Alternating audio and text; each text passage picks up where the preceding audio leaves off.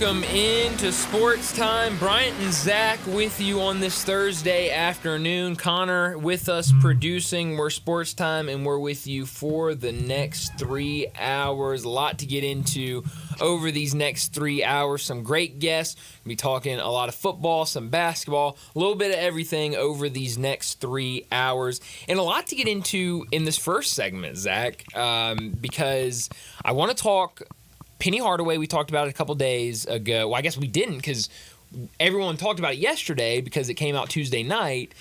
We did not. You were not with us yesterday afternoon, so we didn't talk about Penny Hardaway's some porch pirates, I guess is what you, or not some, a porch pirate stealing a lot of foam posits. They have a man in custody now for that. And Rick Pitino, his office has been robbed. And so I want to talk about that during this first segment. And hopefully we still will. Yeah, how about that? Oh, Rick Pitino at St. John's. If there's one coach, I need to put a power ranking together. Coaches I wouldn't want to rob their office. Because Rick Pitino's up there. I mean, gives off like very much Italian mafia vibes. I wouldn't want to mess with him. Dan Hurley's in that mix. Would not want to mess with Dan Hurley. I want a hothead coming after you. No. Bruce Pearl. Bruce Pearl's a good one, I think. Another fiery coach.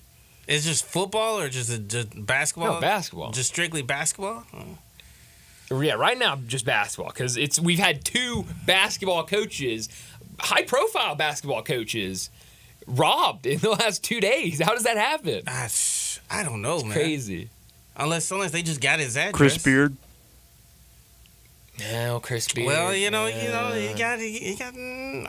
Look, you know what? I'm not gonna bring it up. Yeah, but it's a track record. There is a track record out there. Izzo. For sure. I can see him going off. Izzo's probably up there. He gonna play a mean defense to get his package back. Yeah, he's shuffling all over the place. That's Shaka Smart with the defense. That is Shaka. Yeah, Shaka will actually get down. See, Izzo, he's getting a little bit up there. I don't know if he'll really get down in that stance. Shaka will drop down. For sure. I can see Shaka. And playing full court D. So very weird. I want to get to that in a second, but I did just see this, and it came out within the last 15 or so minutes. Jonah Dillon with a story over at the Commercial Appeal. Everybody's been paying attention to what is going on at Simmons Bank Liberty Stadium with all of the renovations. I saw last night that it's completely wide open on that side. Everything has been knocked down. And so I think a lot of people have the questions of what will this season look like from a fan experience with all of this going on at Simmons Bank Liberty Stadium. Well, the University of Memphis put out a lot today, and Jonah put together a great story, just kind of putting it all together in one place. So go check out his story over at the Commercial Appeal, how Simmons Bank Liberty Stadium renovations will affect Memphis football game day experience. So here's what he said, that parking and tailgating will be mostly unchanged, but there will be changes to the fan experience. So it sounds like, and that was one thing I was kind of worried about with all the construction. I'm sure a lot of stuff to have around for construction, if that would knock out some parking. Right. It doesn't feel like that is going to be the case. Here's how the stadium entrances will be altered. The west side of the stadium is mostly demolished, but there are still some chairback seats in that lower section on that side of the field. There's now a 20-foot walkway to help fans get around that area of the stadium, and barricades have been set up to block access to that area of the stadium that is currently undergoing construction. So everybody's going to be walking around. I mean, you're going to have a continuous line of people just walking around, just wanting to see what's going on over there. Definitely. And walk by it. So it's blocking access. The concourse, though, this is interesting, the concourse will still be operational, so fans will still be able to walk around the entire stadium to get to their seats. So interesting little nugget there. Most of the gates will still be operational. Gates 4 and 5 will not be operating during the renovations. Gates will open 90 minutes before kickoff, and students will now enter at Gate 6 rather than Gate 4. Parking and shuttle services will be unchanged. Tailgating won't be affected in a major way, and the Tiger Walk, when the team arrives about 2.5 hours before kickoff, will still take place on Tiger Lane on the stadium's west side. So it seems like everything will be pretty much the same, other than the fact that you're losing a lot of seats on that side. Yeah. So are they saying that the two sections where the chain linked fences are they going to be open, or are they saying that's not open? In terms of what? In terms of for the games, because like seating. Seating. Yeah, I mean, it seems like whatever seats are still up over there. It seems like.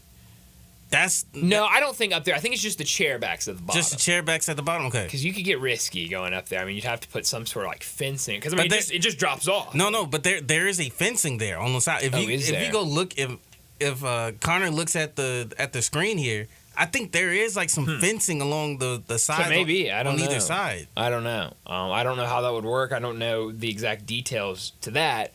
But it does seem like, for the most part, everything will be good, and not much will change, which is definitely big for fans that are going to be there. Because I think the biggest thing that I was worried about is how are you going to get around? Are you going to have to kind of walk in and then walk down around? Are you going to be able to obviously those entrances that you walk through, because it does say there's still seating on that side. Yeah. Are you going to have to enter one way, then have to walk and then around. Have to walk all the way around to get to your seats? But it looks like not much will be affected, which I think is definitely huge for the season with all the construction. Because I think that's the big thing, is obviously you have to make these changes, and obviously you have to improve your stadium, but you also want it to be as seamless and easy for your fan base as it can possibly be. And it feels like it's going to be very seamless for Tiger football fans. Obviously, unless you've had season tickets forever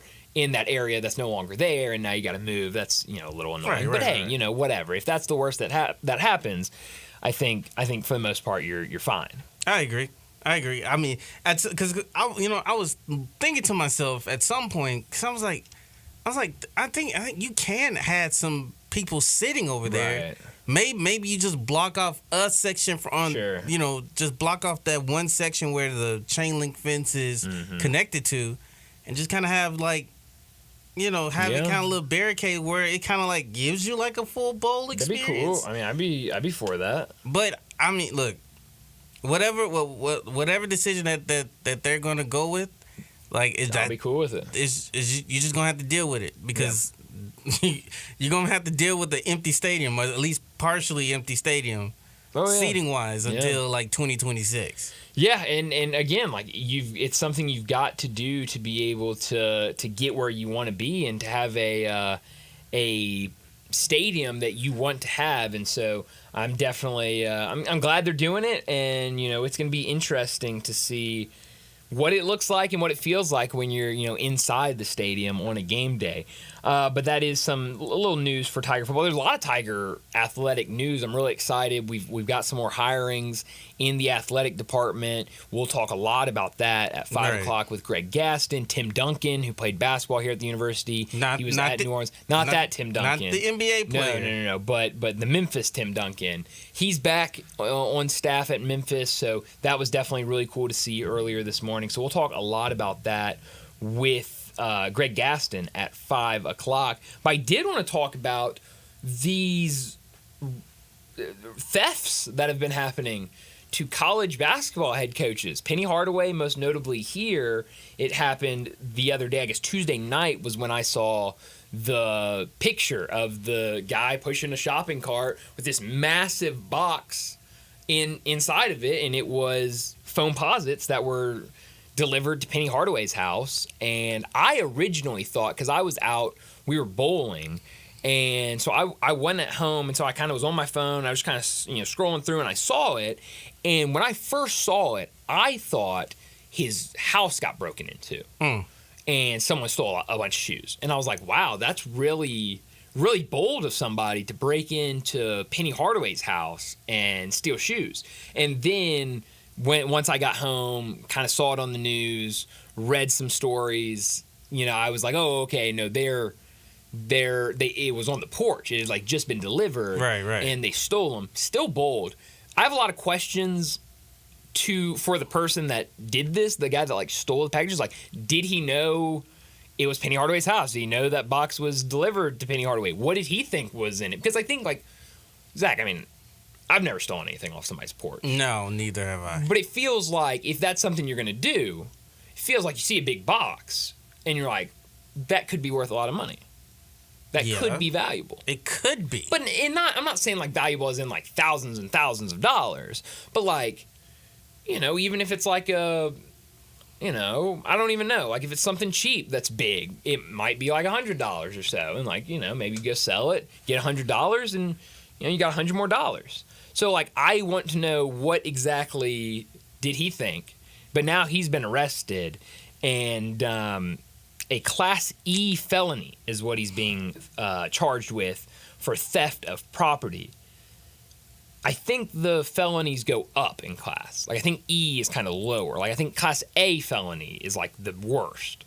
I guess. I think Class E is down there. Well, I'm not in the legal system, so I don't know either. I don't know how. I think this is kind of on the lower end of felonies. Yeah, because don't they arrest you or for a certain amount? It's like a certain amount of money. The money. That you get a felony. Sure, because that's what they always say at like Target or like Walmart. Like if you steal over X amount of money, then like it's a felony or something like that. Yeah. So maybe that's what it was, because they did say the estimated value of the shoes were $2,100 for 14 pairs of sneakers. The estimated value was set at $2,100. Mm-hmm. Which that's. I don't want to do math. For every single shoe, $2,100. No, just for the total. Total. Oh, total. The grouping. So, like, I mean, you're thinking like $125 or something like that a shoe ish. I don't know. That's just quick math. But here's the thing: those shoes would be going for much more money if he had gotten away with this. I think those shoes are worth a lot of money now that. Oh yeah. Now that somebody took it off his.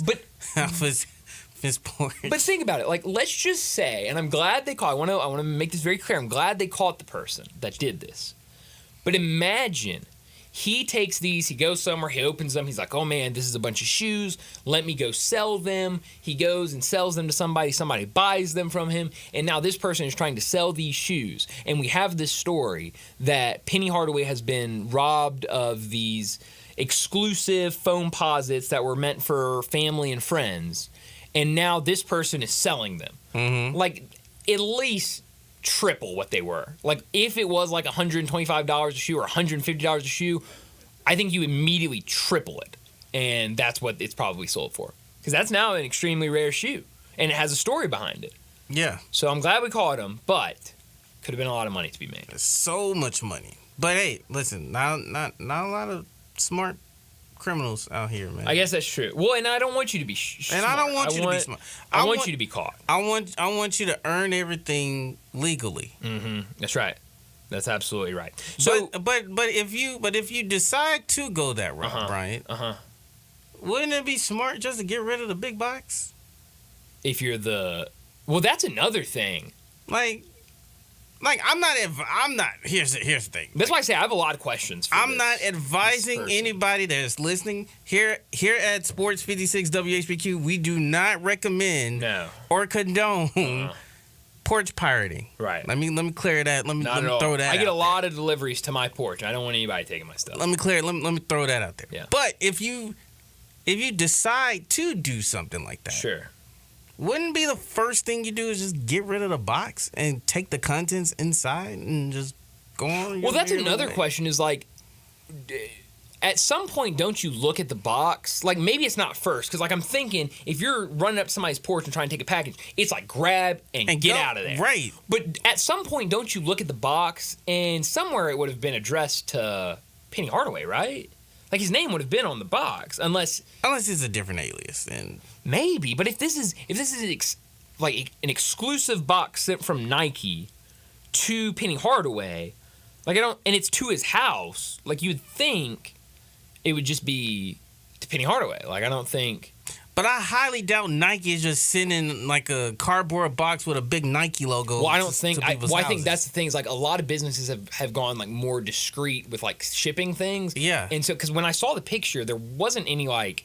Yeah. At least on the side that was pictured, there wasn't any like branding on it. So I'm wondering if Nike sent this and was like, okay, inside this big box are smaller Nike boxes, but we're gonna ship it in like just a standard brown box so that nobody knows what it is. Right. And so that's my question is like, was it addressed to Penny Hardaway? Was it addressed to Mike? Because if I'm that person and I'm, walking down, I think the pictures were taken of him on like Central or something like that. I'm walking down Central, like I'm stopping eventually. It's like, wonder what's in this box. Let's just take a quick look, catch my breath or something. Penny Hardaway, I'm dropping it. I'm running. I mean, I don't want to be involved with. Or do you return it back to the house? You don't return it back to the house. You don't. You don't be the good Samaritan. Like, you already stole it. Well, I mean, how are you being a good Samaritan? So what do you? Hey, I found this. I just found this box. How quickly was he caught? I think he's caught like today. And it happened a while ago. Because that was the thing is we got the story yesterday, but I think the original reporting was like it happened on like August 8th or something like that. Well, had he not sold them already? Might have. That's another great question. I don't know. He should have. He should have. So could I go on like, I mean, it wouldn't be out there. I'd have to go on like the dark web or something like that to find like exclusive Penny Hardaway stolen Penny Hardaway foam posits. Also, Brad Underwood is another It's another good name. Ooh, yeah. That's a good name. Yeah, I like that one. Mick Cronin, another good one. Oh, I don't want to mess with Mick Cronin. Mick Cronin's up there. Forget all the rest of the names. He's like top 5. I do not want to mess with Mick Cronin. Mick Cronin might just snap his fingers and have guys at the ready to come. Kelvin Sampson? Still a little too. He's kind of like in the Izzo bracket. I like where our heads are at. We're all thinking like very defensive-minded head coaches, but I don't know about Kelvin. I wouldn't want to mess with Kelvin. I'll tell you that much. I'm trying to think. Like if Juwan Howard was still coaching at Michigan, I would say definitely with Juwan Howard. I think Penny's up there. Cause he's like 6'7", like 240. Like nobody even mess with you. That's true. I mean, if you're athletic at all, I don't want to mess with you. Because I feel like if you're athletic, you probably know how to fight. So now I'm thinking at least better than I do. So now I'm thinking former players. Because now in my mind I'm like, okay, not many former player head coaches though. If that's the case, then I'm looking at Mo Williams at Jackson State. That's a good one. I'm looking at Damon Stoudemire at Georgia Tech. I don't know if Damon would throw down though. Mighty Mouse, listen, he might be small. Well, I'm not even saying about his size, but I just Mouse feel like might be small, but I don't want to test that. I do love Damon Stoudemire. I think his team's gonna be really, really good. But last thing on this, so we've talked a lot about Penny Hardaway. So now, and I was trying to look it up because I think he put something out on Twitter. So the office. This is from Channel 4 New York. The office of famed basketball coach Rick Pitino was allegedly burglarized by 3 men who a police source said walked out with memorabilia. The theft occurred around 8 p.m. Tuesday at St. John's University in Queens, where Pitino had served as head coach of the men's basketball team since 2023. According to a law enforcement source with direct knowledge of the incident, 3 men were seen on video walking out of Pitino's office with memorabilia. It was not clear how much memorabilia was taken or what the thieves got away with. The law enforcement source told NBC New York that the men are believed to be in their 20s. No arrests have been made, and NYPD investigation is ongoing. That's got to be an inside job, right? It feels like it. Like you got into his office at 8 o'clock on a Tuesday night. Feels like an inside job. Maybe like a custodian or something. Maybe an office worker. I don't know if an office worker. I doubted an office worker would do that. Like custodian, has the keys, cleaning late at night. But how many custodians are? I don't know. I've never been in St. John's. I never either. But it's that to me, like that's kind of why I'm not dismissing it. Like nobody. Sure. I mean, nobody's working in custodial work is not gonna go in somebody's office and steal anything. But I don't know, man. Weird story. It's very weird. We got a text message that says it was probably addressed to his house manager. Was I it, mean, was it Patino's? No, pennies to his house or his manager. So like maybe you didn't put a name on it, or maybe like somebody else, like an agent or something. I can see that. Have it addressed to the agent instead of Penny Hardaway. Because because now that I think about it, I could see that it could be like one of his people in his circle rather than him. Yeah, send it directly to my address so people know where I live. Yeah, I was gonna say, if I was Penny Hardaway, I would feel pretty confident that the city has enough love for me that like nobody's gonna steal my stuff. But you can't be that. You can't be like that. That's when you get things stolen. That's when things get stolen from you. Little too comfortable, man. Yeah, just a little bit. Everyone says can't get that, man. It's you see, they're the biggest haters. So maybe I don't know, but it's definitely an interesting story. They finally have somebody in custody, which is definitely good, and hopefully a little bit of resolution to it. Not completely, but I'm curious where it goes from there. But like I mentioned, we had a text. You can also text in and be a part of the show on the Sissy's Log Cabin listener line, 901-360-8255. That's 901-360-8255. Let us know what you think about the Penny Hardaway and Rick Pitino situations. Let us know what coaches you wouldn't want to mess with in college basketball or college football. We can throw it out there for college football too. Plenty of college football coaches I wouldn't want to mess with. Yes. Especially the ones that were like offensive linemen in their heyday.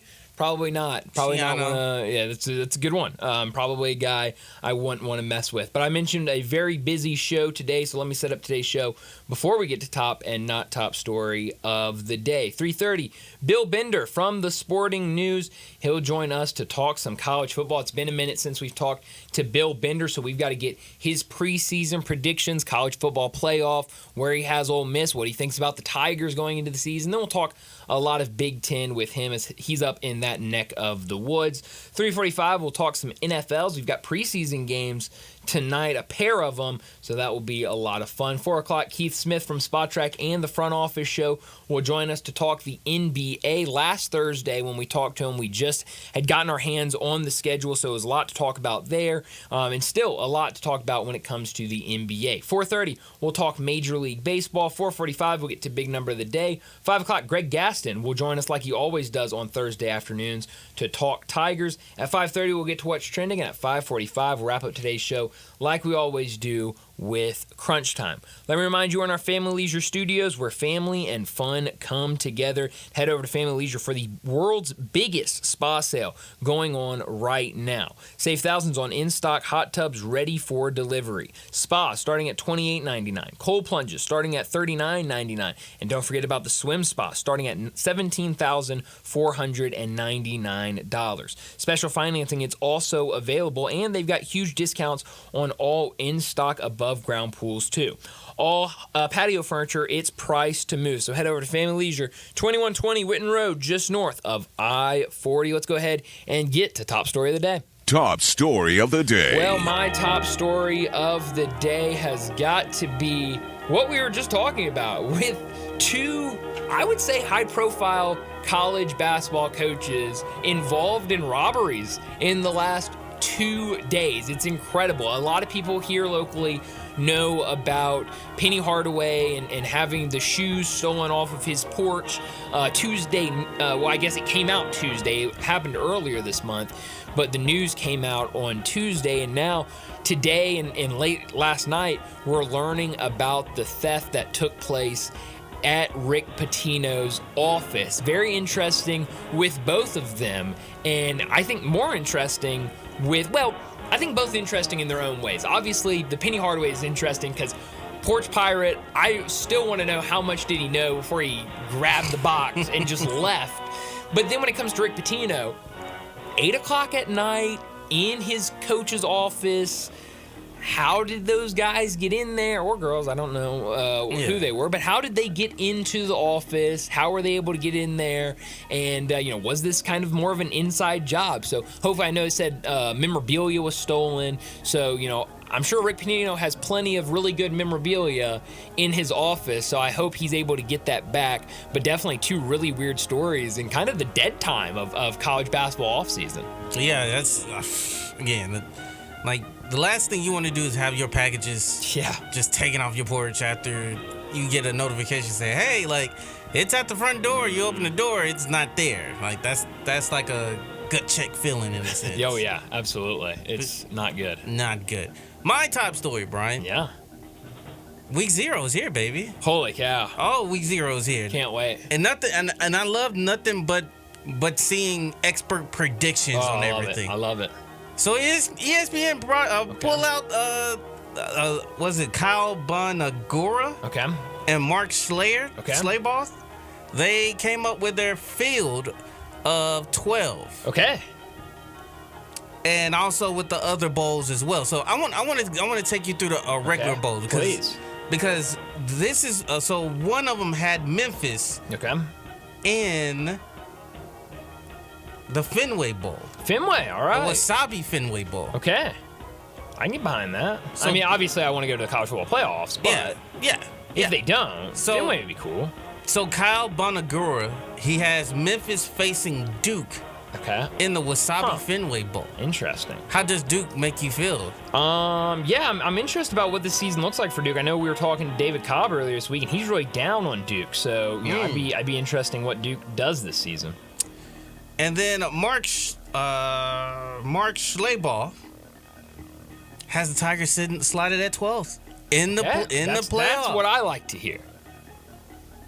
And it gets a chance to face the Oregon Ducks. Quack, quack, quack. Quack. I'd be absolutely down for that. I mean, sign me up yesterday for that. So you get to go to the Wasabi Fenway Bowl to face Duke. Or you make it to the college football playoff to face Oregon. I'll take the game against Oregon, and you know we'll worry about just worry about later. Yeah. I just give me the big payday. Yeah. Let's go and just have fun. I'm with you. You know, I mean, it's in Oregon. Yeah, it's in Oregon. Yeah, it'd be in Eugene at Oregon. Yeah, it'd be in Eugene, so it's a different location than you normally would be. And like just enjoy the time that we got, man. I like it. You know, I don't expect the upset, but hey, yeah, why not? If you want to get paid and bring an upset, hey, I'm here for it. I'm definitely here for it. Not top story of the day. Well, my not top story of the day: the Cardinals win last night, and more importantly, all 4 of the prominent minor league teams for the St. Louis Cardinals won off walk-offs last night. Single A, walk-off hit in the bottom of the 9th. Double A, same thing. Triple A here in Memphis, same thing. And then last night, the St. Louis Cardinals won with a walk-off, a grand slam by Nolan Arenado in the bottom of the 10th inning. Look, this Cardinals team's not going anywhere. The attendance, which we'll talk about later, was dreadful for that game last night. But it is fun when your team's not going anywhere to have a win like they did last night over the first place Brewers. I don't have a not top story. That's okay. It's very positive. Like if you know me well enough, you're I'm positive. I'm very positive. I rarely have a not top story. Yeah, I like that. That. That's okay. It's good because we need to get to a break. That'll do it for top and not top story of the day. And when we come back, we're talking college football with Bill Bender. Be sure to follow us at Sports56 WHBQ on Twitter, Facebook, Instagram, and YouTube to watch live video of our shows, stay up to date with station events, and have chances to win prizes. Don't miss out on anything that's going on. Follow us at Sports56 WHBQ.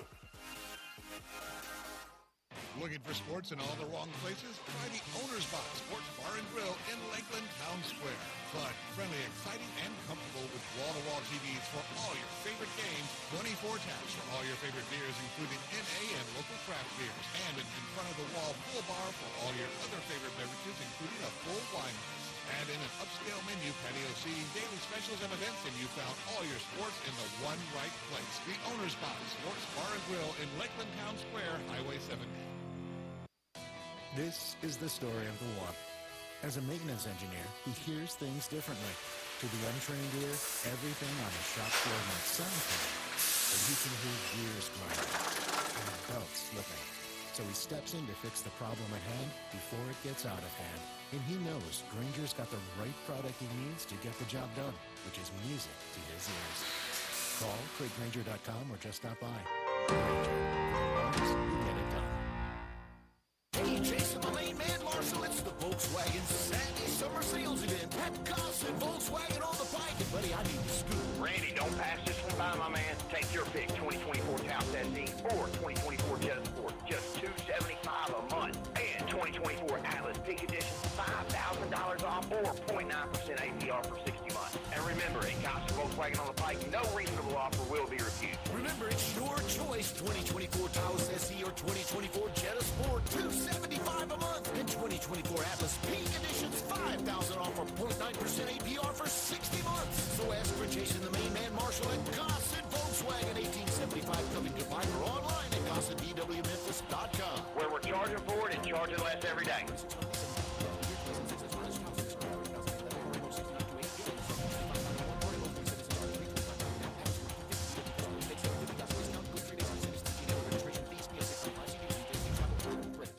Progressive presents good news, bad news, dumb news, and great news. Good news. Your coworker Kyle said bundling home and auto insurance with Progressive could save you money. Bad news. While saying this, Kyle was eating your clearly labeled lunch. Dumb news. Pizza near work costs $7 a slice, and it tastes like drywall covered in ketchup. Great news. You decide to see if you could save money bundling at Progressive.com and enjoy more lunches far away from Kyle. Progressive Casualty Insurance Company affiliates and other insurers not available in all states. Looking for an engagement ring that'll really knock your socks off? You need to be at Genesis Diamonds. It's such a privilege at Genesis Diamonds for us to work with the world's finest designers, to be able to offer brands like Takori and Verragio, and we're excited to be able to give you some credibility in this game. Genesis Vice President David Cooper. The craftsmanship, the detail, the quality, the individuality is bar none anything else. Genesis has been selected as an exclusive provider for every top designer from to choose from. And if that's not enough, they can create something that's truly Custom craft, you literally anything you can imagine. We have the capabilities to realize any dream you have. Things that other stores may not know. We've been doing it for 5 years already. So don't settle for a mediocre style design. You deserve. I'm David Cooper from Genesis Diamonds, and I'm excited to see you in the show. It's extended.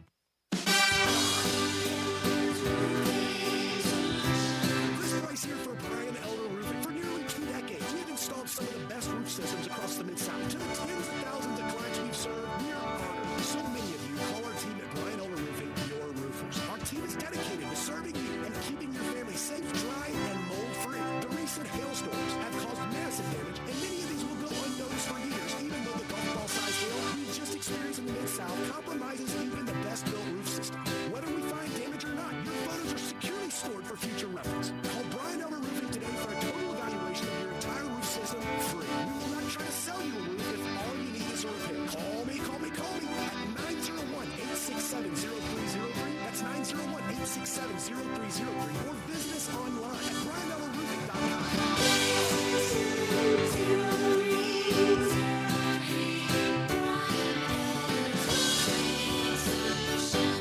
So you need to sell your house? I have the solution. Call 901-406-1101. That's 901-406-1101. Call my buddy Bill and I buy houses. Any house, any area, as is. It's literally as simple as that. Just pick up your phone.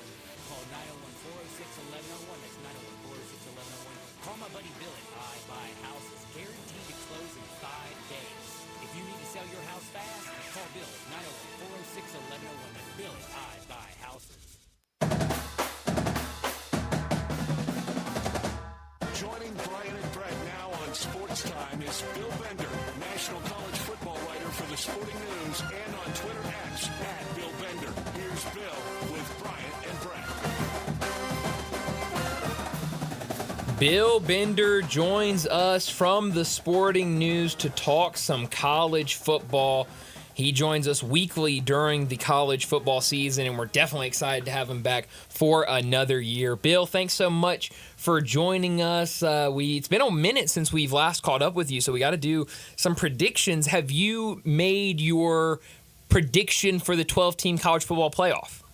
Yeah, those have been out for us for a little while there, and we'll revise those going into next week. But, I mean, mine aren't all that different from standard. You know, I think we have 3 or 4 SEC teams in there with Georgia, 3 or 4 Big Ten teams with Ohio State, Oregon, Michigan, I have Florida State winning the ACC and Utah winning the Big 12. Those are all the. You guys could probably sit there and say, "Well, don't break a limb there, bud." But they're the easiest picks to make, Sure. and then you got a little bit of room for error. But you know what?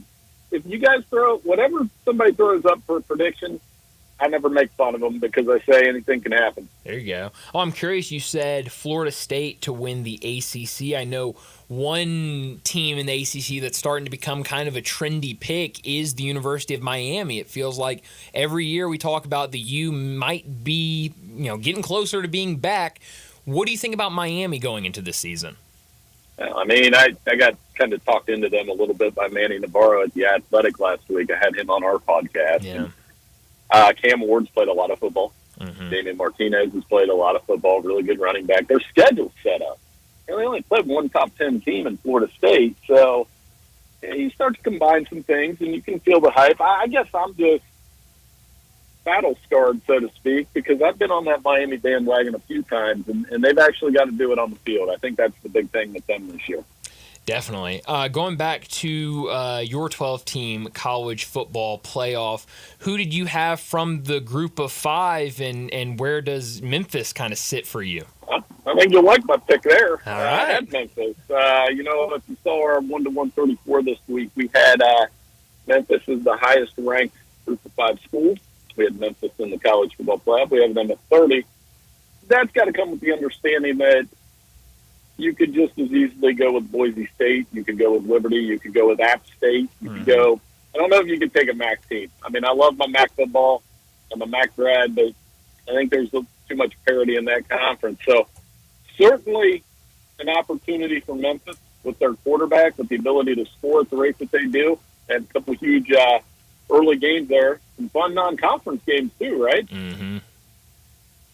Yeah, absolutely. I know everyone here is really excited about what this Memphis team can be. And you mentioned Liberty in there. It feels like right now, at least, that kind of top three for the group of five, it feels like Memphis, Boise State, and Liberty is kind of who you hear a lot of people talking about for that last spot in the college football playoffs. But when it comes to Liberty, last year we saw them as the New Year 6 representative from the group of five. This year they come into the season, a lot of people saying that analytically wise, they have the easiest schedule in college football. If we get down the road and it's a Liberty team that's undefeated with that schedule against either a Memphis or a Boise State, or maybe somebody else comes down the road and they maybe have one loss on the season, how much will that committee think back to last year and what we saw with that Liberty team against Oregon and how much they were outmatched? You bring up a great point. I didn't even think about that. We'll have arguments on that side with trying to get that berth. Strength of schedule is going to be the thing I think we argue about most this year. Yeah. Whether it's in the SEC and the Big Ten and the Group of Five. But to answer your question, I think they would take Liberty. Unfortunately, I think they would take Liberty based on the no-loss factor versus they'd just say, oh, well, they got through it. And whereas Memphis may have one loss. That said, I'm not sure we'll have an unbeaten Group of Five team this year. And I think that can make it messy because how do you sort out one-loss Memphis versus one-loss that? My initial gut reaction is that the American Athletic Conference should have the advantage based on, the last couple of seasons, but I know we can't base it on that. Right. Talking to Bill Bender. He joins us from the Sporting News to talk college football.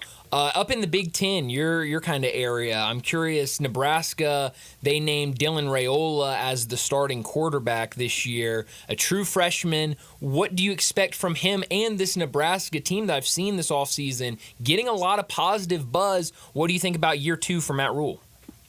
They have generated a lot of buzz in year two with Matt Rule. And 2-19 in one-score games the last 3 years. That's the one that they have to flip. And it's snake bit. I mean, some of the games you literally watch it tumble away from them. Quarterback play, the quarterback efficiency ranked 13th in the Big Ten last year. I had to think how many teams were in the Big Ten last year. Iowa was worse. So I think that marriage between Matt Rule and Dylan Raiola, a guy that, obviously 5-star pedigree, legacy recruit, going to generate a lot of excitement. There have been 31 5-star quarterbacks in the last 10 seasons, according to 24/7 Sports. This is Nebraska's first one. So, of course, they're going to be excited about it. Bill, I'm not sure where you stand on this, but now that the season is like here, do you still feel like this upcoming season is just wide open, or have you settled in on a handful of teams that you kind of expect to be there at the end? Yeah, I still think it'll be the handful at the end. I'm just excited to see how this goes. I've kind of used the phrase all season. I've kind of asked the question all off season: how will this work? How's it going to work with 18 Big Ten teams? How's these tiebreakers going to work? At least we got the SEC one now. How's on-campus playoff games going to go? It's a bunch of stuff I've never seen before. I think that's the exciting part for me. How's it going to look having SMU in the ACC? I mean, how's it going to go with the 2-minute warning and helmet communication? There's so many of those that I'm excited to see. But to answer your question, yeah, wide open. I think Georgia and Ohio State are easy to pick. But I don't know how it's going to work in terms of will a 12-team playoff like the NFL playoff open itself up to a little bit of chaos. Yeah, it's definitely interesting. When we talk about this offseason, you mentioned it's going to be a lot of new this year. New teams and conferences, new rules, new everything, it feels like. But this offseason for Michigan has been definitely a weird one. They win the national championship. Jim Harbaugh decides to leave for the NFL, and now we're seeing more, information come out in terms of the Connor Stallions situation. Sharon Moore takes over as the head coach. Now the NCAA wants to go out and give a 1-year suspension to Jim Harbaugh and a 4-year show cause. What have you made of this offseason for Michigan, and do you think any of this kind of lingering with so much new in that program will be kind of a distraction for this team? I don't think it will be on the field because it wasn't last year. Right. It wasn't. They suspended Jim Harbaugh a couple hours before the Penn State game. That's right. I think Sharon, the fact that they hired Sharon helped.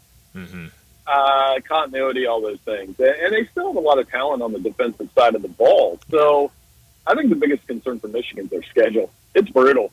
Texas, USC, Oregon, Ohio State. But I also believe, and I live up here in Big Ten country, so I think there's a little bit of a honeymoon factor that, they won their first national title since 1997 last year. So if it's a 9-3 year, I don't think it'll be the end of the world in Ann Arbor. Yeah. Last thing for you, Bill, before we let you go. Week 0, very light slate, but we do have somewhat of a big game in Dublin, an ACC conference game between Florida State and Georgia Tech. What do you expect to see in this one? And I think right now the line's about 10.5, 11, somewhere around there. What do you think we see on Saturday? Man, a 10-point game is what I think. I think Georgia Tech's going to come out and give them a good game. Haynes King, among the leaders in touchdown passes last year. They can run the football. Problem with Georgia Tech last year was they couldn't stop the run. So have they done anything to do that? DJU will be settling in for Florida State. You put all that overseas. There's a little bit of, you don't know how kids will react to be playing in Ireland. I don't know how I know how I would react to be in Ireland. I'd probably be hungover. But I think it's going to be a fun game. And I like Florida State to win by about 10 points. So that line's like, for the better types out there, that line's probably right on the nose. Yeah. Oh, it absolutely feels like it. Well, Bill, thanks so much for joining us. Definitely excited to have you back, and we'll talk to you again next week. Hey, you guys are great. Thanks so much for having me on. Take care. Have a good one. Thanks, Bill. Bill Bender from the Sporting News joins us every week to talk some college football, and definitely a lot of excitement with college football. Really, it's here. Saturday, week 0 kicks off, and then week 1, Thursday night, a handful of games, so it'll definitely be a lot of fun. But let's go ahead and get to a break, and when we come back, we'll talk the NFL. We are real sports talk. Sports 56 WHBQ. Available on your radio dial at 560 AM and 98.5 FM, as well as around the world online at sports56whbq.com. Take us with you everywhere by downloading the Sports 56 app. And at home, just say, Alexa, play Sports 56. Wherever you are, stay tuned in to real sports talk. Sports 56 and 98.5 FM. Guns, guns, and more guns. Over 700 firearms in stock. Home defense guns, old guns, new guns, used guns, big guns, little guns. Every gun you can think of, Classic Arms has them. All brands like Glock, Sig, Colt, Ruger, Smith & Wesson, Browning, Beretta, Benelli, Remington, Winchester, and more. Guaranteed lowest prices in town. Only gun importer in the Mid-South. Free gun inspections and appraisals and free bore sighting for the upcoming deer season. Shop online at ClassicArmsOfMemphis.com or visit Classic Arms at 1740 Germantown Parkway behind Quirky's Barbecue in Cordova. Are you ready to make this the summer event rock and Ronnie? Because the place to buy is Gossett Chrysler Dodge Jeep Ram out on the pike. I'm ready, Randy. Check this out. A 2024 Jeep Compass Sport four-wheel drive, 27090 or $398 a month. 2024 Jeep Compass Sport 4x4, 27090 or $398 a month. Or take your pick, a 2023 Dodge Challenger RT or a 2024 Ram 1500 Quad Cab Tracer, two-wheel drive, $38,990 or $579 a month. Rock and Ronnie says drive past the rest and come to the NASDAQ. Gossett Chrysler Jeep Dodge Ram out on the pike. Or shop us anytime online at GossettMotorCars.net.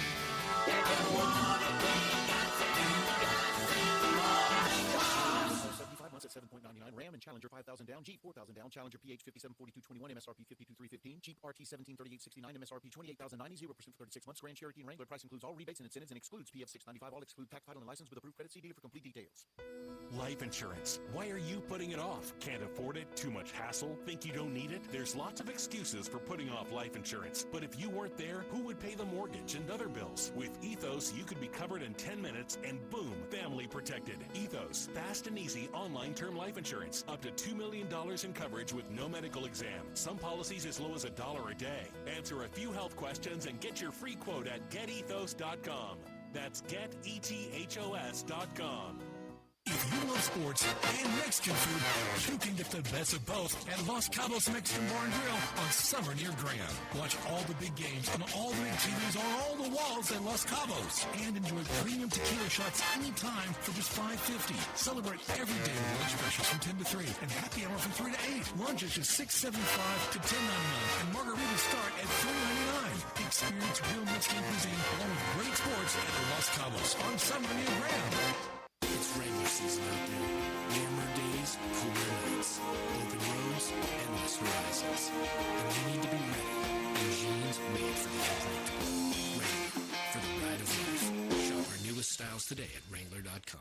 Jenkins Floors and More invites you to their retail warehouse where they pass wholesale savings on to you. Jenkins Floors in Little Rock, Cleveland, Mississippi, and now open in Horn Lake at 2356 West Goodman Road. Specializing in flooring and carpeting, tile, plantation shutters, and blinds, Jenkins makes your life easy with a 2-week turnaround. Contractors, builders, or family projects, call 662-469-9350 for a free estimate. Owners Timmy and Rebecca Jenkins say hello to Sports 56 fans and look forward to your business. Now back to Sports Time on Sports 56 and 98.5 FM. This hour is brought to you by Lexus of Memphis. Here are your hosts, Red Stack Sportsworthy and Brian Gates.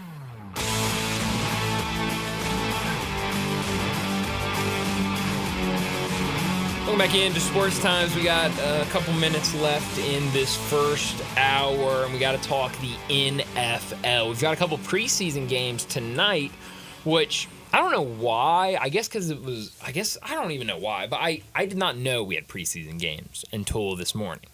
I was not aware of it, and then this morning I was just doing something and I saw, we have preseason football tonight, 2 games. So Colts-Bengals will start at 7 o'clock on Prime Videos. They'll run through kind of their what's the word I'm looking for? Dress rehearsal. Yeah. They'll do their dress rehearsal on Prime. 7:20, Bears and Chiefs will be on NFL Network. Bears have been great this preseason. 3-0 because they played in the Hall of Fame game. So they'll go at 7:20. Zach, how much preseason have you watched this year? Just the Cowboys. And any takeaways? No, it's just. I mean, I like Cooper Beebe. Cooper Beebe's nice. Yeah, he's been good. Solid. Right. I think even Tyler Guyton, their first round pick, has been really good. No, not a whole lot of football because it's like that's the thing about preseason football is like you don't get a lot of good action because teams these players are not like the starters, which I don't expect them to be, but it's not as fun to watch. You just kind of like, oh, okay, cool, they made a play. Unless they just somebody's like catching a heater. Right. Yeah. Then that's something totally different. Sure. I mean, yeah, I don't think there's much to take away from preseason. I saw this earlier today on ESPN Plus. They went through and had ranking all 32 NFL teams' coaching staffs and coordinators in 2024. So it's all the way 1 through 32. Anybody care to guess where the Dallas Cowboys are ranked? 15. Very close. Connor. 18. 16, the Dallas Cowboys come in. Was too high, too low, right? I mean, it sounds to you like it's the right spot because you had it at 15 and they're just one spot lower. I'm indifferent. Like this season, like this season is very, very different for me. Okay, how so? I don't know. I'm just not as enthused as I would be at the beginning of the year last year. It's not because of like. Like they don't have good players. It's just it's not like I feel like there's just gonna be this rinse and repeat type of season where it's like, oh well the Cowboys look like they can be contenders, and then it's like everything happens in a cycle all over again, and then you playing the quarterback for the problem when it's an organizational issue. Oh yeah, so Cowboys come in at 16, one spot behind them. Los Angeles Chargers. Jim Harbaugh back in the fold. Greg Roman, offensive coordinator. Jesse Minter, defensive coordinator. Yeah. One spot ahead of the Cowboys. At 15, where you thought the Cowboys would be. Philadelphia Eagles. Nick Sirianni, head coach. Are you trying to make me feel better? No, I'm just telling you who's ahead of them, who's behind them. Okay. Fangs, your defensive coordinator in Philly. You got Kellen Moore as your offensive coordinator. Kellen Moore, OC. Oh, we finna toast him. Would you like to? Oh, we finna toast him. Not a Kellen Moore guy. I mean, look, I like Kellen. Sure. I think at times he did not adjust well when you needed for him to adjust. Sure. And that hurt the Cowboys significantly because he could not adjust on the fly. Yeah. He just kept with the game script that got him there rather than checking the game flow. Yeah. I can see that. Look, he came up with some ingenious plays at times. But when you just need for him to be simple, it's like that's not in his lexicon at all. It's like I can't be simple. He's trying to. I can't be simple. Come up with the most complex plays. Right. Like catch everyone off guard. Like the whole. Oh, okay. We're gonna spread them out wide and have Zeke snap. That's right. Zeke snap the ball to Dak. Oh, jeez. Yeah. No, I forgot. I'm like, what are we doing here? Yeah. I almost forgot about that. What are we doing? Unfortunately, I didn't. It popped up on my timeline because somebody said, "Well, I think somebody had a trending tweet saying like." It's like, what was one play that made you angry or something, infuriating? And that was like one of those plays. I'm like, yeah, I don't blame you. It was infuriating. But I will say, depending on how Atlanta is at QB, okay, they could be a problem. We talked about Atlanta yesterday. Darian and I did, and I'm kind of with you. Like, I want to wait and see, but I'm kind of excited about this Falcons team. If they can get Bijan going, if they can get Drake London, Kyle Pitts, kind of like start feeding them. A veteran quarterback. You've got a young rookie kind of waiting in the wings. You added some guys on defense that I think are going to be really good. So I mean, I'm excited about Atlanta. I'm just keeping my eye out. Why not? Looking back at this list again, coaching staffs, care to guess who number 1 is? Number 1 coaching staff? Yeah, coaching staff. It had to be the 49ers? Incorrect. I don't even think they're top 3. Really? Not top 3. Coaching staff. 49ers are 4. Wow. Ravens? Their Ravens are way down there. Oh, they are. No, maybe not way down there, but they're not top 4. They're 5. So you just said 4 and 5. Yeah. Come on, I mean, this is a Kansas layup. City? Kansas City is number 1. Number 2 might surprise you. Detroit Lions at number 2. Yeah, Ben Johnson's solid. He's solid. Aaron Glenn, defense coordinator. Obviously, Dan Campbell. Let me throw the Texans out there. Texans 6. Because Slovic is their offense coordinator. He's really good, too. Yep. Pittsburgh Steelers, they come in at 7. Really? Who's dead last? Dead last. Great question, Connor. It is the Carolina Panthers. Wrong. It is the Las Vegas Raiders. Come on, put some respect on Antonio Pierce, man. This is his first year. But exactly. This is his first full year. I mean, come on. I mean, I know Canales. This is his first full year. Patrick Graham's your defense coordinator. He hasn't been very good. Like, let him figure it out, man. So they're dead last. Then it's the Commanders at 31. So, you know, a team in the division. So I'll go through the top 10 real quick, and then we'll get to a break. Minnesota Vikings come in at number 10. Number 9, the Miami Dolphins. 8, Green Bay Packers. 7, Pittsburgh Steelers. 6, Houston Texans. 5, Baltimore Ravens. 4, San Francisco 49ers. 3, Los Angeles Rams. 2, Detroit Lions, and number 1, the Kansas City Chiefs. So definitely some interesting stuff as we get closer to the NFL season. But we need to wrap up this first hour and get to a break. And when we come back, we're talking a whole lot of NBA with Keith Smith.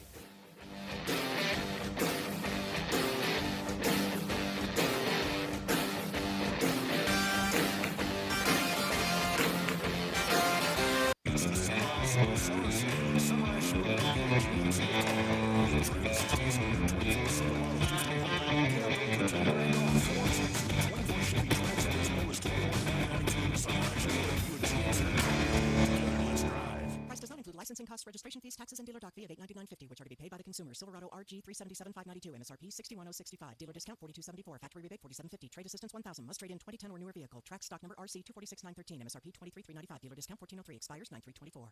Welcome to the Rendezvous. This is John Vergas.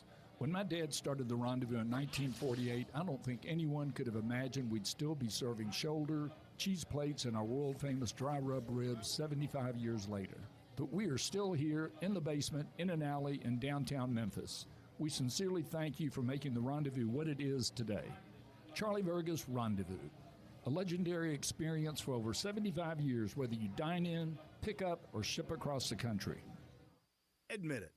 When you start thinking about tastes of Memphis, you think treats, sweets. You think Dinstall's. For 122 years now. What is that, 5 generations? When people wanted something to bring to a party that will just make everybody happy, they bring out Dinstall's. 122 years of cashew crunch, of heavenly hash, of turtlettes, of their award-winning fudge. That's worldwide. It's known that well. Then there's the milk chocolate. It all starts there. There's the double-dip peanuts. And then every fall, those famous chocolate-covered strawberries with that fondant. And they won't tell you what's in the fondant, but it makes it oh so special. And easy to get to. 5 locations. There's where they make the candies in Pleasant View. There's Germantown. There's Collierville. There's even one downtown and in my neck of the woods in Laurelwood. You know what? 122 years made in Memphis and enjoyed by the whole world. Dinstall's.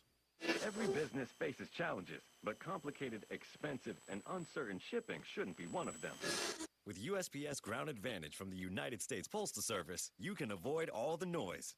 No more unexpected surcharges, hidden fees, or complex rate structures. It's just easy, cost-effective, and dependable shipping. Tune your business's frequency to success and turn shipping to your advantage. Learn how at USPS.com/advantage. USPS Ground Advantage. Simple, affordable, reliable. The Mitsubishi Final Days of Summer sales event is going strong at Gossett Mitsubishi on the Pike. So come get bang for your buck with 420 total range and 64 combined MPGE in 2024 Mitsubishi Outlander PHEV. We Gossett 34,770 or $299.98 a month. And check out 2024 Mitsubishi Eclipse Cross. We Gossett at $27,245 or $349 a month. Plus, you'll never go wrong with Mitsubishi's 10-year, 100,000-mile powertrain limited warranty. Get to Gossett Mitsubishi today at 1870 Covington Pike and 24/7 at MemphisMitsubishi.com. That's Gossett Mitsubishi on the Pike. If you want it, we got it at Gossett Motor Cars.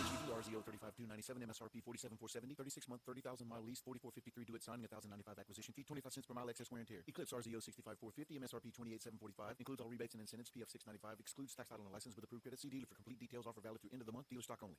Keep it twisted all year long. Twisted Tea Hard Iced Tea. Twisted Tea is real iced tea that packs a punch with 5% alcohol. Tastes great at the beach, mountains, or even in the backyard. Look for the bright yellow Twisted Tea responsibly. This hour brought to you every day by Lexus of Memphis at 2600 Ridgeway and online at lexusofmemphis.com.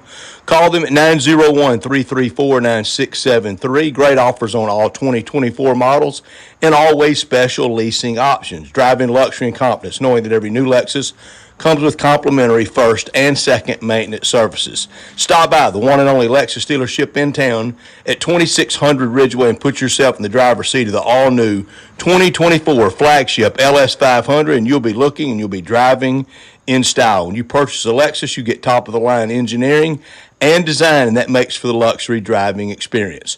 Online at lexusofmemphis.com. Experience amazing at Lexus of Memphis.